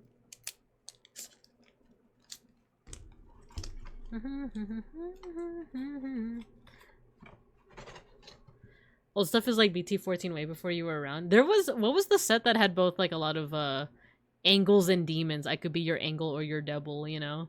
There was one set that was like kind of structured around that. I just forgot what, because there was one very old set that I I got because I liked it. Like, because edgy and all that. Wait, Iron Slash. Oh, it's one of those cards that's an option but also a link. Oh my gosh, he's so silly. Why is he so silly? Pagumon. Why he— oh my god, you know what he looks like? He looks like that cat meme where it's like sticking out its tongue. You know the one? Okay, Pagumon, Raremon, Kokumon. Lots of black in this one. Logimon. I've never seen that one. Offmon. Wait, there's Onmon and Offmon. The thing is, like I said, I've been watching the Appmon series. I just got to the episode where they reveal this guy. This little guy right here. I've never heard of Onmon, but I love that there's both On and Offmon. Coronamon. Murasamemon. Let's freaking go. When digivolving when attacking, if it's your turn, by adding your top security to the hand or trashing the bottom face down under any of your tamers, you may play or use one card with the glowing dawn trait from your hand. The cost reduced by 3. Okay. Trashing bottom face down. This unsuspense. Ooh, okay. Grapleomon. Oh, I think this is part of the bear deck, isn't it? Poggersmon.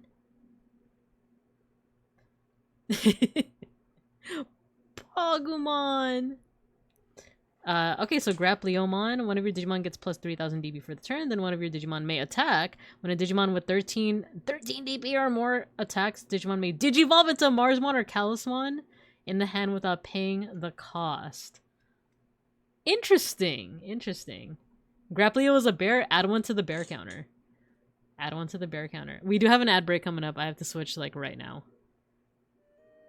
But I'll see you guys in a couple of minutes. I'm slightly floating. There you go. Alright, I'll see you guys in a couple minutes.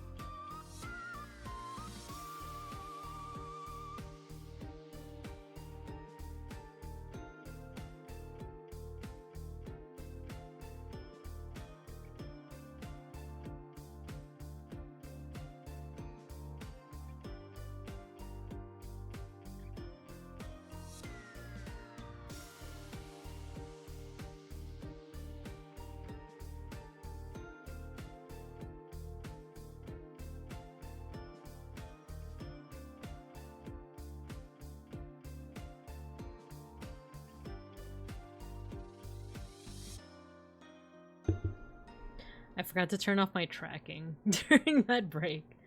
So you didn't see me go me me me me me. But guys, guess what? During the ad break, I decided to like I don't know if George is still here, but I decided to really try it the way that he drew it. And look, I did it. Wait, how reflective is this? Like, but I did it. I was like, how do you do it just from like without the tear? And I kind of did it. See, okay, it's a little reflective, so I'm just gonna put that wrapper away. But yeah, if he's not here, what if you did it wrong as a joke? Apparently I've been doing it wrong. Leomon. Off-camera grinding? Oh my gosh. Feedamon. I do like the designs of like the Coronamon and the Lunamon lines. But then again, it's also because I played Digimon Dusk and Dawn. Actually, I'm lying. I just played Dusk. But I assume Dawn is very similar. Oh, another bear. Add one to the bear counter. Wait, is this a different Grizzlymon? Hold up. Dun, dun, dun. Yeah, it is. Is it because it's the Bearmon brothers, right? Because I'm like, wait a minute, the design is different. It's two different Bearmons, okay.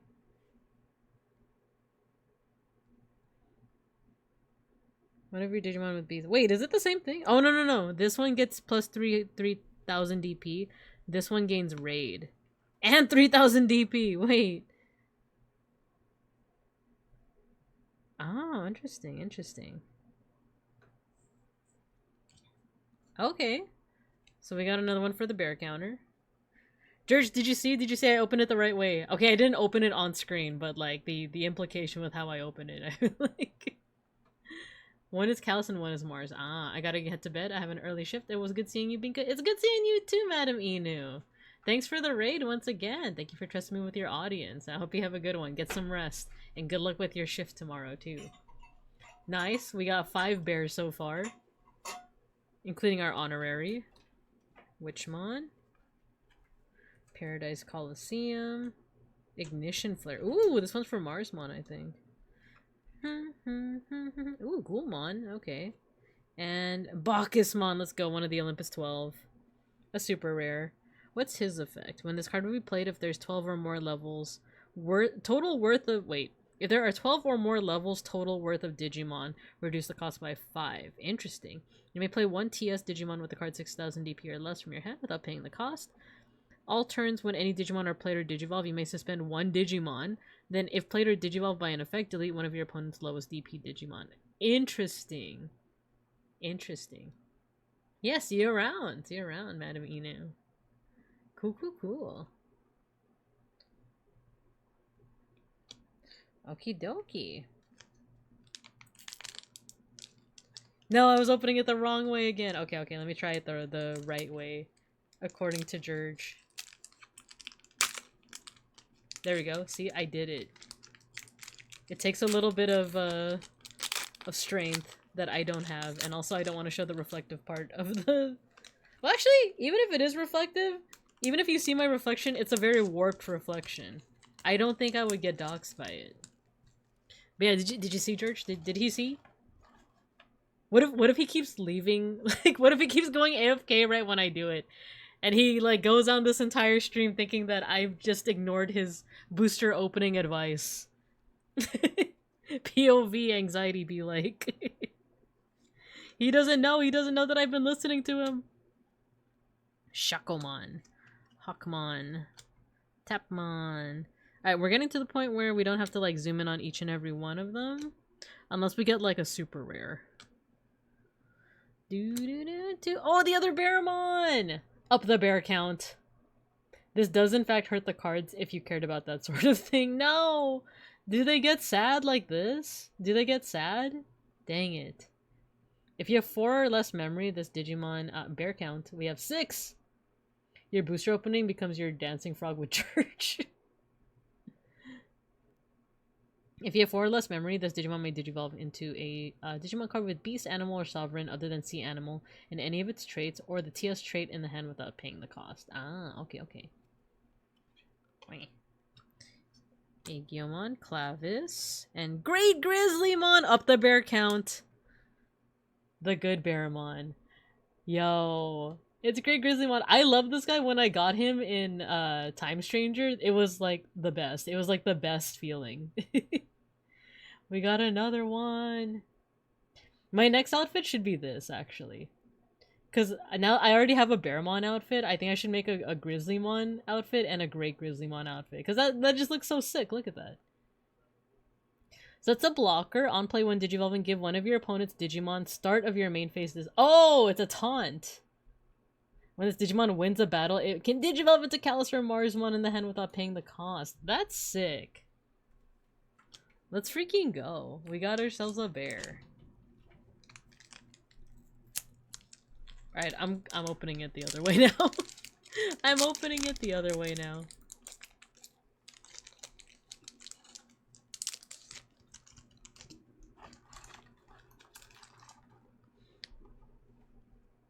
What's the difference between a good Grizzlymon and a great Grizzlymon? Good question. One of them's fatter. Okay, Dorimon. Oh wait, even I put Gulmon in the wrong category. I put him here, and there we go. Alright, Lekismon, Iron Slash, Kokuamon, Sealsdramon, Toyagumon, Floramon, Offmon, Magna Angemon. Oh, we're building up some more angels. Dragomon, aka Cthulhu. That's right, kids. Cthulhu is in Digimon. Dragomon, Kazumi Itsuki. Oh, Asuna Shiroki. How is she in TS? So by trashing... Oh, she's 3 Musketeers. Alright, I kinda... In the immortal words of Kanaya, what's the difference between being hungry and horny? Actually, maybe, did I like cut this off too quickly? Is it okay if I just cut out the 3 Musketeers part? By trashing one with 3 Musketeers or TS, so it could also be TS support. Draw 1 and gain 1 memory. By suspending this timer and trashing 1 option card from your hand or your Digimon's Digivolution cards, one of your Digimon may digivolve into 3 Musketeers or TS. Okay. She's both, but she does more than 3 for sure. Ah, okay. Okie dokie. Alright, we're getting there, we're getting there.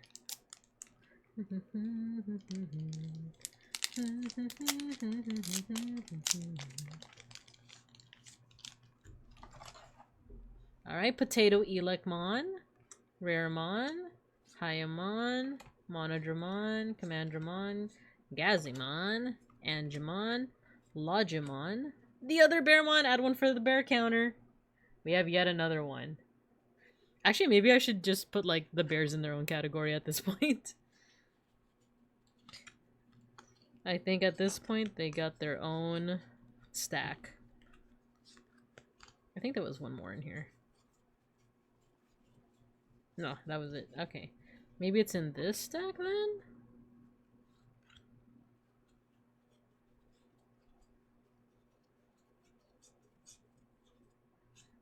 There we go. And I think... Alright, so... Right now we have 1, 2, 3, 4, 5, 6, 7... And now 8. We got 8. Oh, yo, another Patamon. It's not the shiny one, but it is another Patamon. Bootmon. I think we got this one in our first pack. And I do see a really shiny one behind that. Oh, it's BL Starmon. Yo, look at this. Look at this art. I know it's kind of hard to see when it's like not in focus, but like, but dang, girl.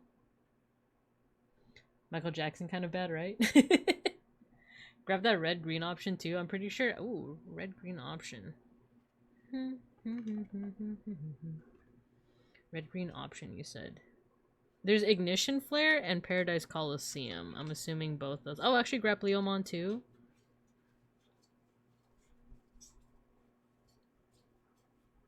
Cosmic Area, Meramon. Any options in here? New rarity? Really? Oh yeah, it's ultra rare. What the heck? Not Ignition, Paradise Coliseum? Okay. It's got Marsmon on it, though. Gear Forest Village. Okay, no other options.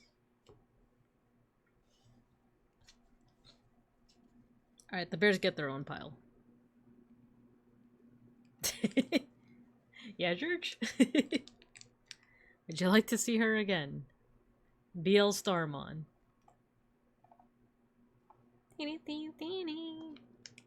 Also, George, look, George, look, I'm doing it, George, dang it.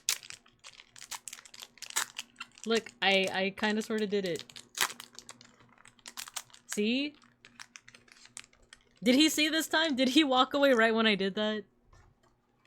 Wait till you see her alt art! Ooh. He keeps walking away, he doesn't see it,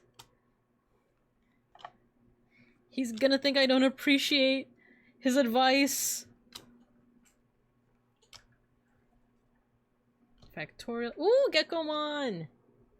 He's so cute! Reveal top 3 cards, add 1 Glowing Dawn card and 1 green beat break trait. Oh, that's so hard to say. Beat break trait. Beat break trait. You saw it, Pog! It has a satisfying pop! That's just the cards. Also, I don't know why lately my tracking has made it look like I just blink one of my eyes at a time. Or maybe I really am doing that and I just don't realize it. Cause I just noticed it right now. I didn't do this. I did that like a lizard. Maybe it's because I got Geckomon. B-break trait card among them to the hand. Return the rest to the bottom of the deck. And it has piercing. Okay. Murasamemon. And Rebootmon. Oh, is this Offmon's ultimate? I think. And it's a secret rare. Nice. We don't have our alt art yet. So we gotta be on the lookout. The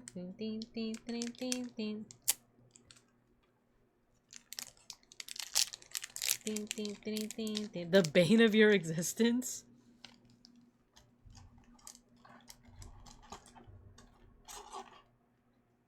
Is Appmon ever gonna be good, by the way? Is it like, are people playing Appmon? I'm curious. Still no secret rare? SR is super rare. Second. Oh yeah, I don't have a secret rare yet and no alt art yet, so we've yet to see that. Another bear! Add 1 to the bear count. Toy Agumon?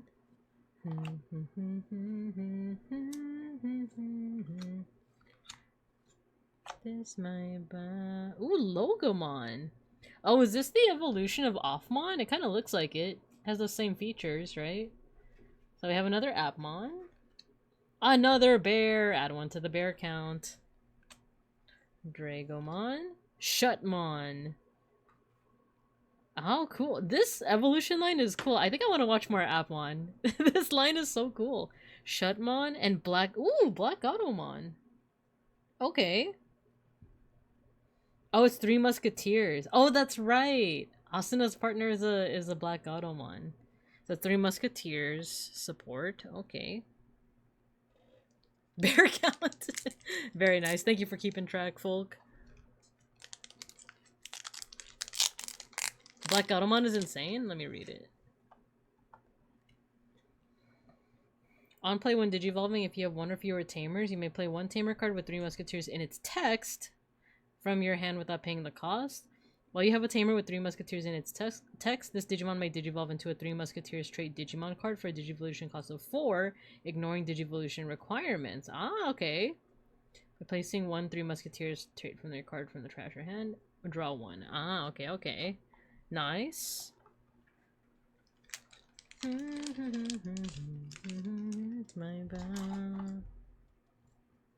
Meramon, Leolmon, Dorimon, Elecmon, Hyamon, Gutchmon, Monodramon, Geckomon. Patamon, another Patamon. Cougarmon! He looks just like Gino. He looks just like... You go from Gato to... Oh, to BL Star, it ignores... Oh! I didn't catch that part. That's crazy. On play, when digivolving, one of your opponent's Digimon gets -3 for the turn. Then by trashing 2 bottom face-down cards from any of your tamers, this Digimon may digivolve into Glowing Dawn. Ooh, okay, so it can become Murasamemon. Okie dokie. Cressamon. Yo, another bear! We got Callismon! Let's go. We got another bear. Alright, what is the shtick with Callismon? On play, when digivolving, when attacking once per turn. Oh, and it has Reboot, Blocker, Fortitude. You may suspend one of your opponent's Digimon or Tamers, then one of their Digimon or Tamers can't unsuspend until the turn ends. All turns once per turn when this effect plays play or digivolve any Digimon, de-digivolve one of your opponent's Digimon, then this Digimon may battle one of your opponent's Digimon. Okay, okay. Cool, cool. We got a decent amount of bears one. Kind of want to put them in order now. There's the black Bearmon and the red. There's red and green Bearmon.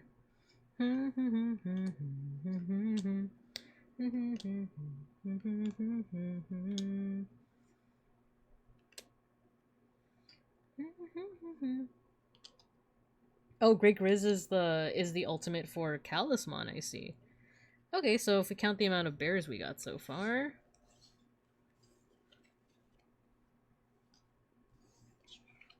we got 1, 2, 3, 4, 5, 6, 7, 8, 9, 10, 11, 12 bears. Including the one honorary. We got 12 bears. Does that match what we got here so far? 1, 2, 3, 4, 5, 6, 7, 8, 9, 10. So we got 12. We need to add 2 more bears to the count. Oh my god, is this the opening to Scum's Wish? There we go. Thank you for the updated bear count. I like the one folk emote in there. It's a nice touch.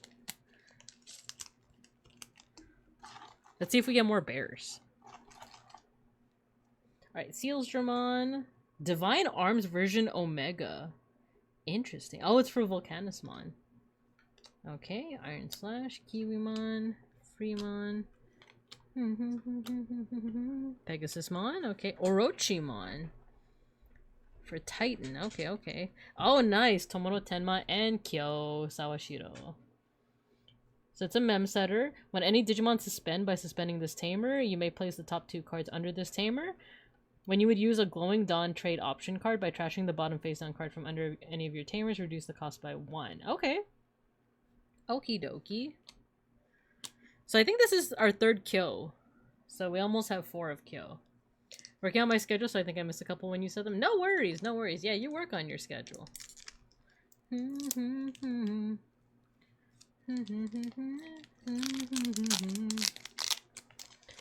Dude, Scum's Wish was one of my, like, guilty pleasures. Like, it's such a toxic romance anime. Because I know I said that I don't like romance anime, but I don't know, like, with how toxic that one got, it was kind of funny. Another bear. We're up to number 13. Number 13. Gaugamon, Wanyamon, Craftamon. Some Craftworks in there. Garudamon, Logimon, Offmon, Tankdramon. Ooh, Monica Simmons. This is another TS. If you have 2 or less members, so it's a mem setter, you may return 1 TS option card from your trash to the hand. If this effect didn't return, draw 1. When you use TS trade option cards by suspending this tamer, one of your opponent's Digimon can't attack. Ooh, okay, okay.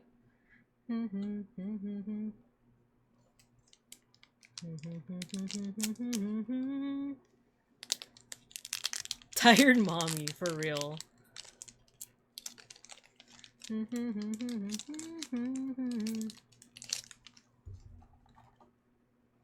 Alright, Pheramon, Gaomon, Commandramon, Mirage Beast Knight, Gazumon, Raremon, Lekismon, Coronamon, Paradise Coliseum, Ignition Flare, Thomas H. Norstein, and ooh, Egyokusmon Green!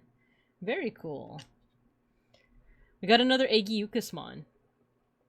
Suspend one of your opponent's Digimon or Tamers. It can't unsuspend until that turn ends. Then if you have 3 or fewer security cards, this Digimon gains Piercing and plus 5 DP. Cool, cool, cool. I'm gonna head out, but have a good rest of stream and good luck on pulling more bears. Thanks, Fagooby. Have a good one. Thank you, thank you.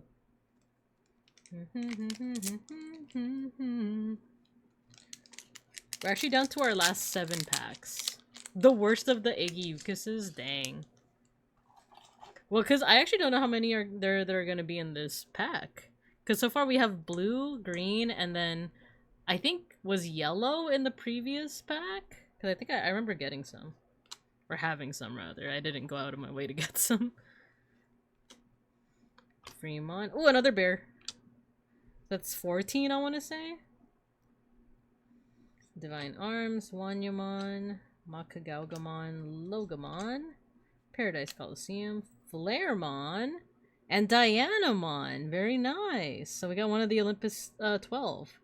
None of your opponent's Digimon with 1 or fewer Digimon Digivolution cards can suspend until their turn ends, then delete one of your opponent's unsuspended Digimon. Cool. Okay, okay. Rumbling. There's a YR and R from the last set promo, but they aren't named their colors. Dynamon, the other good Floodgate. Okay, okay. We're down to our last 6. We'll save your life. Alright, Shakumon. We have a good amount of angels. Hawkmon, Witchmon, Raremon, Craftmon, Divine Arms, Pheromon, Onmon, Corona, Ignition Flare, another Flaremon, and Ghoulmon. Okay, still no alt art as far as I've seen, and still no sec. Or secret. Suspicious. If I lose it all outside the wall.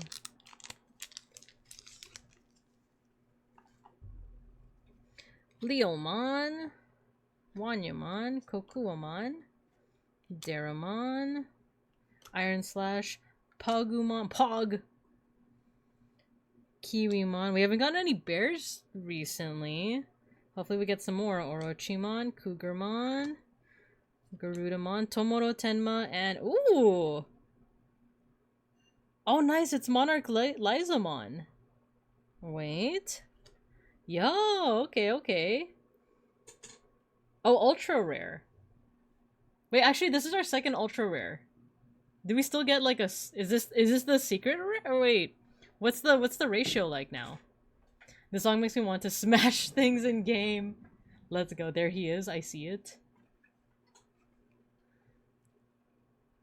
Does this count as the secret rare? Oh, second you are for the box. Okay.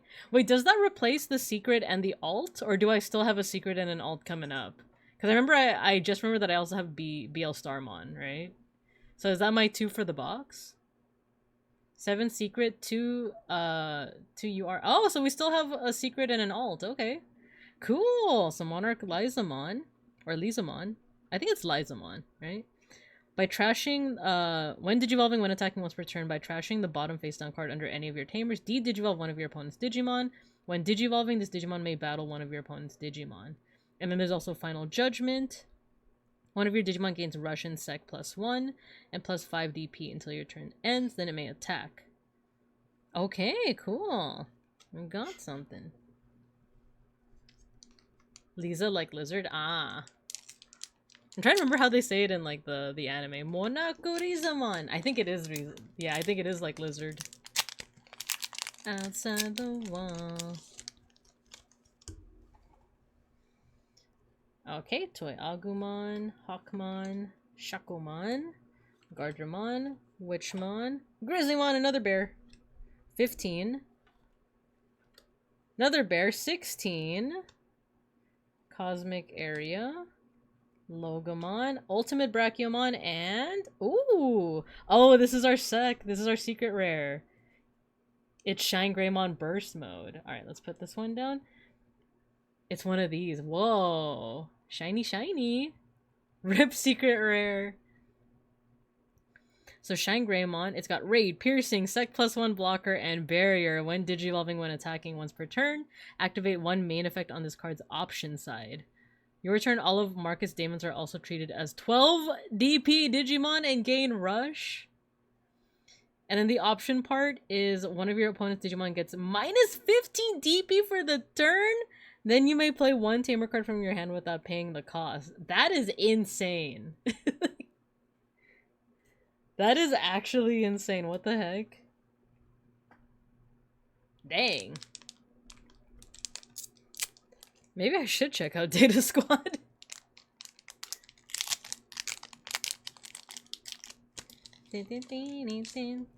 Galaxy Secret better? Oh. What's Galaxy Secret? Is it what is it? The Jogris of Diana and Apollomon. Why am I forgetting what it was called? Jojo. Golden Wind. Kiwimon. Meramon. Another bear. That is 17, I want to say? We'll recount at the end. Geckomon. Bootmon. And Shutmon. Alright, 2 packs left. The big idiot? Yeah, the say Gex. Yeah, we got quite a few bears. Thank you for keeping count, folk.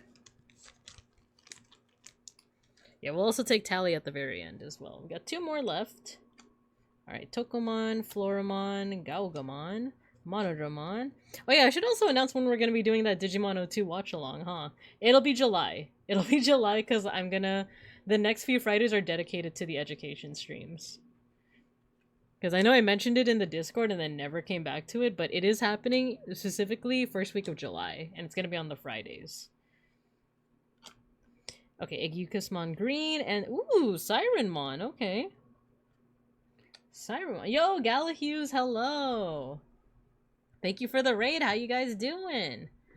I'm Babinka Bear, I'm your local Sun Bear art history teacher and educational streamer. And today we're opening up some Digimon card packs. We just got this one, Sirenmon. We're actually down to our last pack. So you guys came just in time. We're also counting all of the bears that we're getting in this pack opening.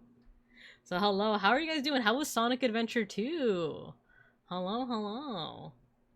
Yeah, hello Galahuse, let's go with Digimon! Hello Zowie Bell.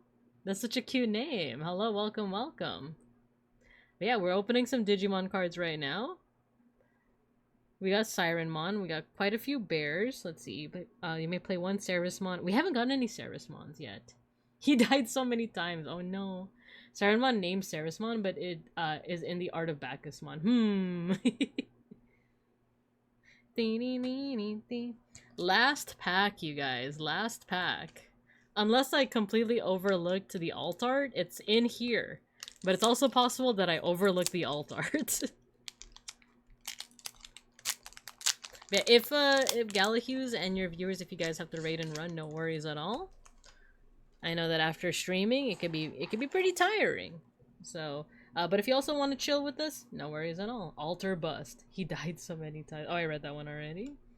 We got Shimon, Angemon, Dorimon, Fangmon, Pegasusmon, Orochimon, Garudamon, Grappleomon, so that is one bear, and Dan Yuki, this is our alt art. Not too bad for an alt art. Very shiny, very cool. So we do have one more bear. Even though it says Grappleomon, it is part of the Bearmon line. And we do have our alt art. It's a pretty cool one, and it has Jupitermon in the background. So very cool, very cool. Let me do our final count of bears.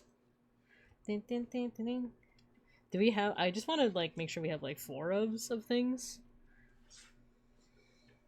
So we got this. We got these 2. Jojo. Golden Wind. I don't think we got 4 of the Bearmons, unfortunately. I could be wrong. Okay, so here's the amount of bears we got. So 1, 2, 3. No, we didn't get 4 ofs for the bears. We did get 4 ofs for Grizzlymon, though. And then 2 Grappleomon. No Marsmon! What a shame. We got 3 of these Bearmons. I think 4 of these. Yeah, we got 4 of the Grizzlymons. 1 Great Grizzlymon and 1 Callusmon. So, unfortunately, no Marsmon. That just means we have to get another box. That just means we just need another box. So, the ultimate count of bears is 1, 2, 3, 4, 5, 6, 7, 8, 9, 10, 11, 12, 13, 14, 15, 16, 17, 18 bears. We got 18 bears from this pack opening, which I think is a pretty good amount. Bearmon can be a box topper too. Ooh, okay. I guess I need to get another box is what I'm hearing. Great Grizzlymon, let's go. I love Great Grizzlymon. Let's take a look at him. Look at him. He's got that, like, that luchador-esque kind of outfit with the big claws. I want that to be my next outfit. My next outfit should be a Great Grizzlymon, right? 6-7. Thanks for the big emote. I got quite a few of the Paradise Coliseum and 2 of the Ignition Flares. So cool, cool, cool. Bearmon can be a box. Oh yeah, I read that one. Have you caught up on Beat Break? I have, yeah. I spent like, I think a couple of months not catching up, and then one time I got sick, and I just caught up all in one go, and now I've been watching it every single week. So yes, I am caught up. Are you familiar with the newest revealed Digimon? Because I think it's very cool. I think she's very cool looking. Any new faves? Yes, yes, yes. If you don't mind being spoiled, I will show you. I will show you the newest one that got revealed.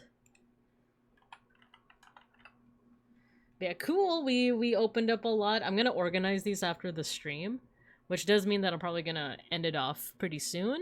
So let me go ahead and cancel some raids. You're caught up, so you're good. So I love Bearcatmon. I think she's adorable. And I think it's so sick. Okay, I'm gonna put on the spoiler pudding. Also, let me turn off the... I'm gonna turn off the webcam now. So, goodbye webcam. Goodbye. Deactivate.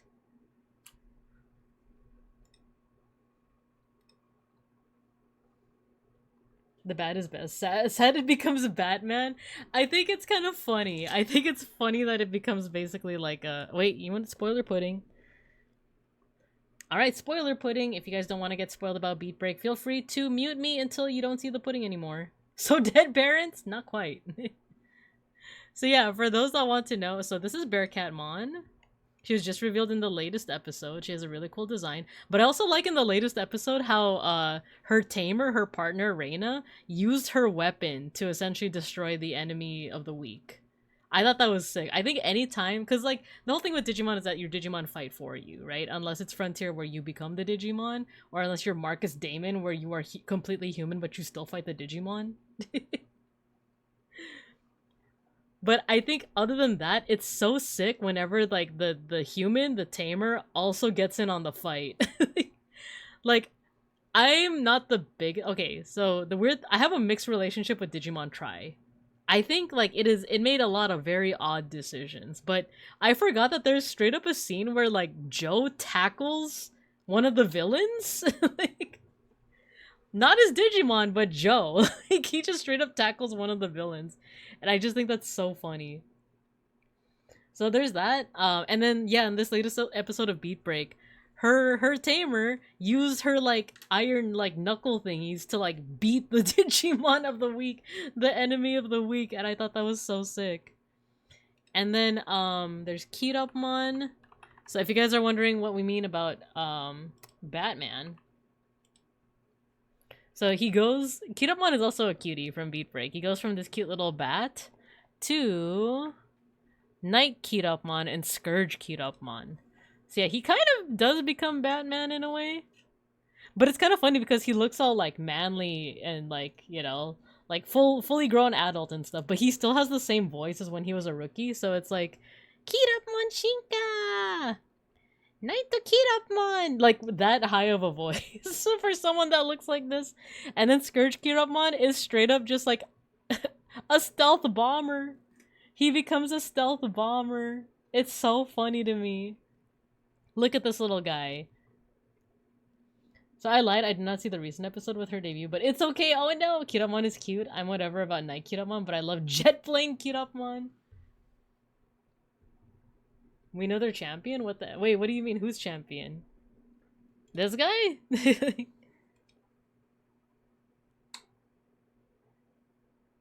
That's the guy that Gallantmon rides, but Evo? Yeah, I think in the anime it was called like Grani or something. It does kind of look like it, right? But Evo— correct. I agree. But yeah, Beat Break is such a ball. It's so fun. There's a lot to love. I like the characters a lot. I am getting a little worried though because I think the anime is slated to only be 49 episodes, and I do still think there's a lot to wrap up. Because I think they're on episode like 35 or something, or 36. So that means they only have like 13-ish episodes left. And I still feel like there's like a lot of ground to cover, so I'm hoping that like either there's like a second season or like things move a little bit faster from here. But I am getting a little bit worried, right? Because I don't want it to be like— well, the thing is I never finished Ghost Game, but I know that like that one was very like episodic until the very end where they kind of just crammed everything into like a couple episodes. I'm hoping that's not what happens with Beat Break, but yeah. Yeah. You hate the stealth bomber, but he's just a little guy. You wouldn't hate a little guy on his birthday. He's just a little guy. But yeah. Yeah, maybe I'm gonna get another box. Maybe I'm gonna get another box and we'll do more pack openings, but I don't know when. I gotta see when I get paid. No, you know what? I think I just got paid, but I also had to pay rent. So I think we're gonna have to wait a couple weeks. You know? Not necessarily that I'm eating ice soup or anything, but, you know, I just want to save up on my money. He stopped being a little guy right down there with the cops. No, he's not. He's a vigilante. He's just like— okay, maybe Batman's not like the best example, but my maybe not hot take is that you don't like Gekkomon's evil line. That's a hot take for me. I love Arma-Lizamon. I like that he's pink. And I do like Monarch Lizamon because it's giving like Metal Greymon vibes and War Growlmon vibes. It's like lizard but metal, you know? Lizard but metal is just such a mix. But you are entitled to your opinion. That's not one of those opinions where I'm like, wrong. You were definitely entitled to that, but I definitely love pink dinosaur. You don't like Green Greymon? Does he also go rah? I'm trying to think of like who would. This one, he's just a stealth bomber, so he doesn't do anything. But Monarch Lizamon. Oh, why did I misspell that? Gekkomon is cute, but I'm definitely not a fan of— oh, Kusogaki characters. I see. I love— look, he's dinosaur but metal with like the giant moon. I think the moon is so extra and I love it. like the design could have worked perfectly fine without the moon, but it's one of those like, nah, you gotta put the moon there. Right, this is like very similar vibes to like Metal Greymon, specifically Alterous mode. Here, let's get Alterous mode on here. Alterous mode. Alright, I guess it's not gonna oh, here. Alterous mode. There we go. Look, same guy. But, like, this is orange and this is green. You know? Same guy. I love that. It never left my head ever since you pointed out that, to me, the weird growling roaring they do for US Metal Grey. Yeah! Metal Greymon! Rah! Can you imagine if the Beat Break does something similar? Where it's like, Gekkomon Digivolve too! Monarch Lizabon.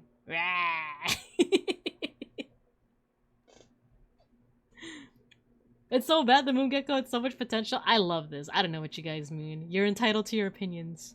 But I love it. I love it. I love how wacky and dumb he looks. The pink hair! Look at the pink hair!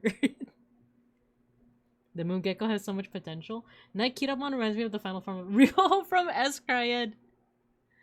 Ah, you said the thing. You said the thing, we're gonna have to play the song.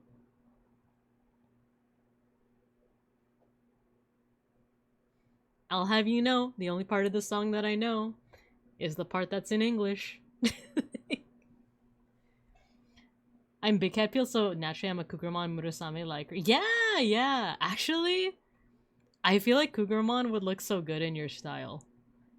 I mean, Kugromon, like, in your style would be banger. No pressure. This isn't me trying to do like a, you know what you should do. But I'm just realizing the similarities between the styles.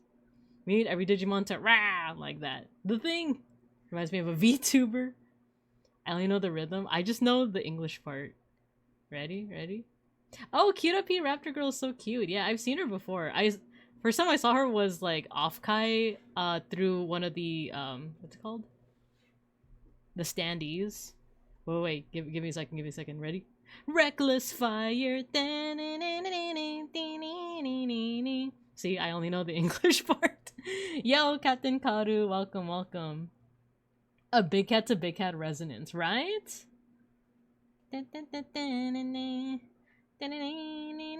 Sympathy. It's like the, I think oh, who was it that memed on it? I was gonna say the South Park the Just My Balls song, but there's also the Pro ZD. He made that joke of like when you only know the English parts of the lyrics. You are my friend.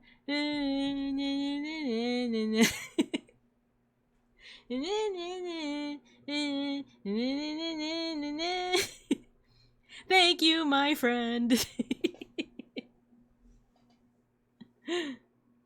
It just hits so well. That's the deal with Reckless Fire. You don't need to know the lyrics. All you need to know is it. Dang, I should have timed that better. Just give me a second. You don't need to know all the song. All you need is Reckless Fire. And then you start singing Simlish, trying to sing along. I like to remix You Are My Friend with You Are My Dad. Boogie woogie woogie. And say that to my cat. You are my cat. Boogie woogie woogie. God, cats are great. Schnackery is not in the room, but he was earlier and he was doing the thing where he's sleeping with his belly out, you know, just showing off the nuts as cats do. But you know, in cat language, that means that they're really comfortable. I should have said lack thereof. Because both of my cats are part of the Council of Eunuchs, you know. Poor guys. But it's for the best. Cat may not be in room, but is in heart. It's true. It's true.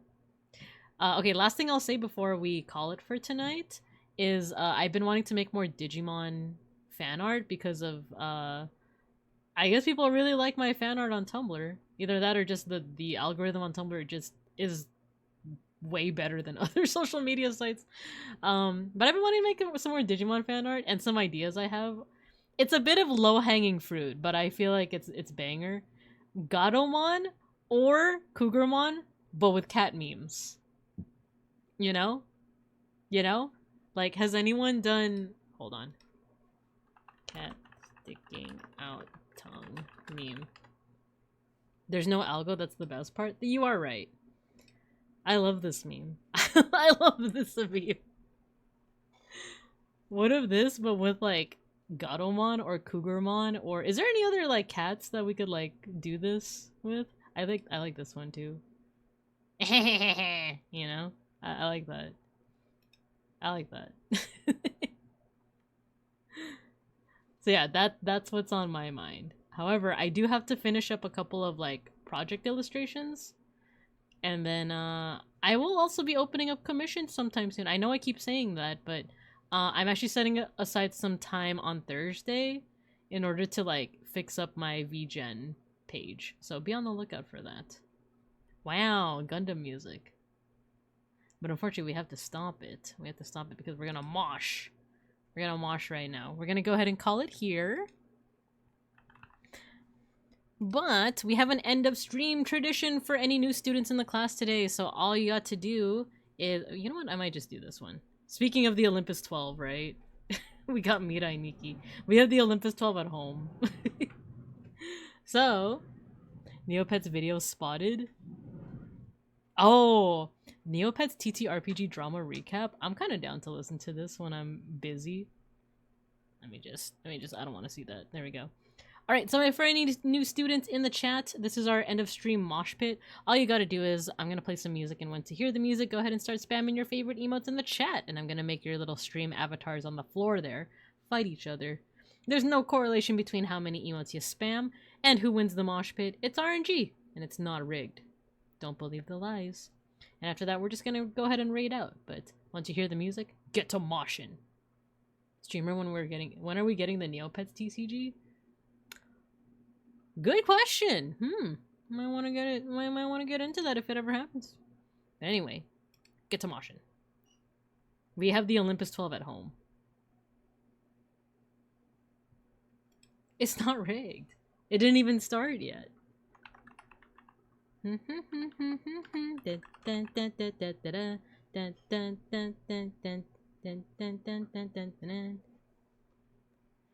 Consentesti, you know you there, monopolo maris quieres. If it's happening, is it really? Streamer, when will you pull the special illustration rare gray painter Neopets card? Oh, no pressure. Spoiler pudding is still on. Thank you. Prepares the totally not suspicious ballot box. There we go. Mosh pit. Mi no atareshi. Sa Programm 1, 2, 3 Nai au 1, 2, 3 Yuki ni Survival game.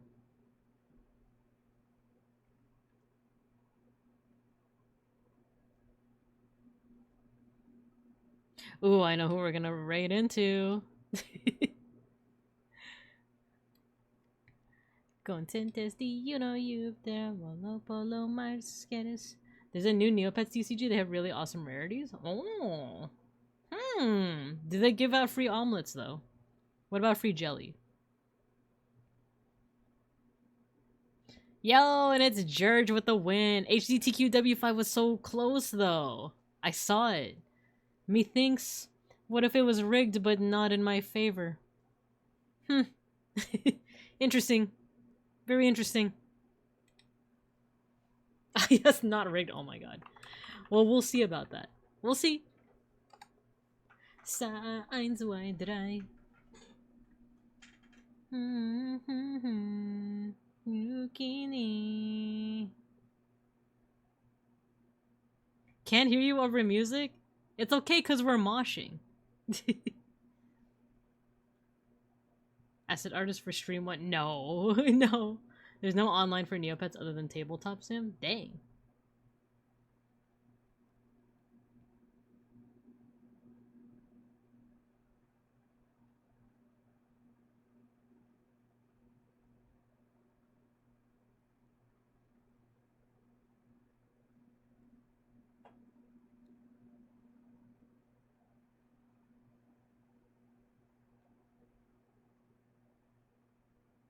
And it's Mega Bronson with the win.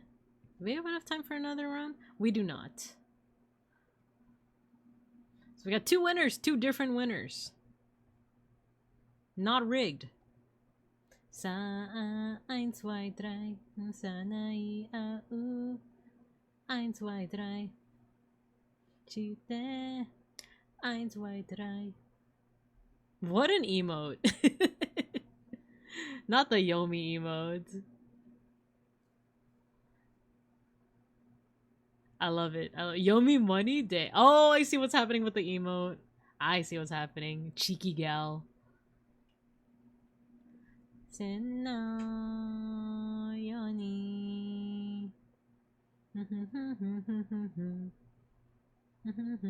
It's not rigged. Shinjitata. It's okay, you didn't need to hear me over the music because it's a mosh pit. But anyway, good mosh. Let me drive you guys home. So I'm actually not going to see you guys until Friday, I believe. And do keep in mind that that stream on Friday is going to be earlier than usual. It's going to be 5 p.m. PST. I'm going to be pretty busy with work for the rest of the week, so I'll see you guys then. And it's going to be a cool one. It's going to be an educational stream about the sack of Rome. It's going to be a good one. So I'll see you guys on Friday.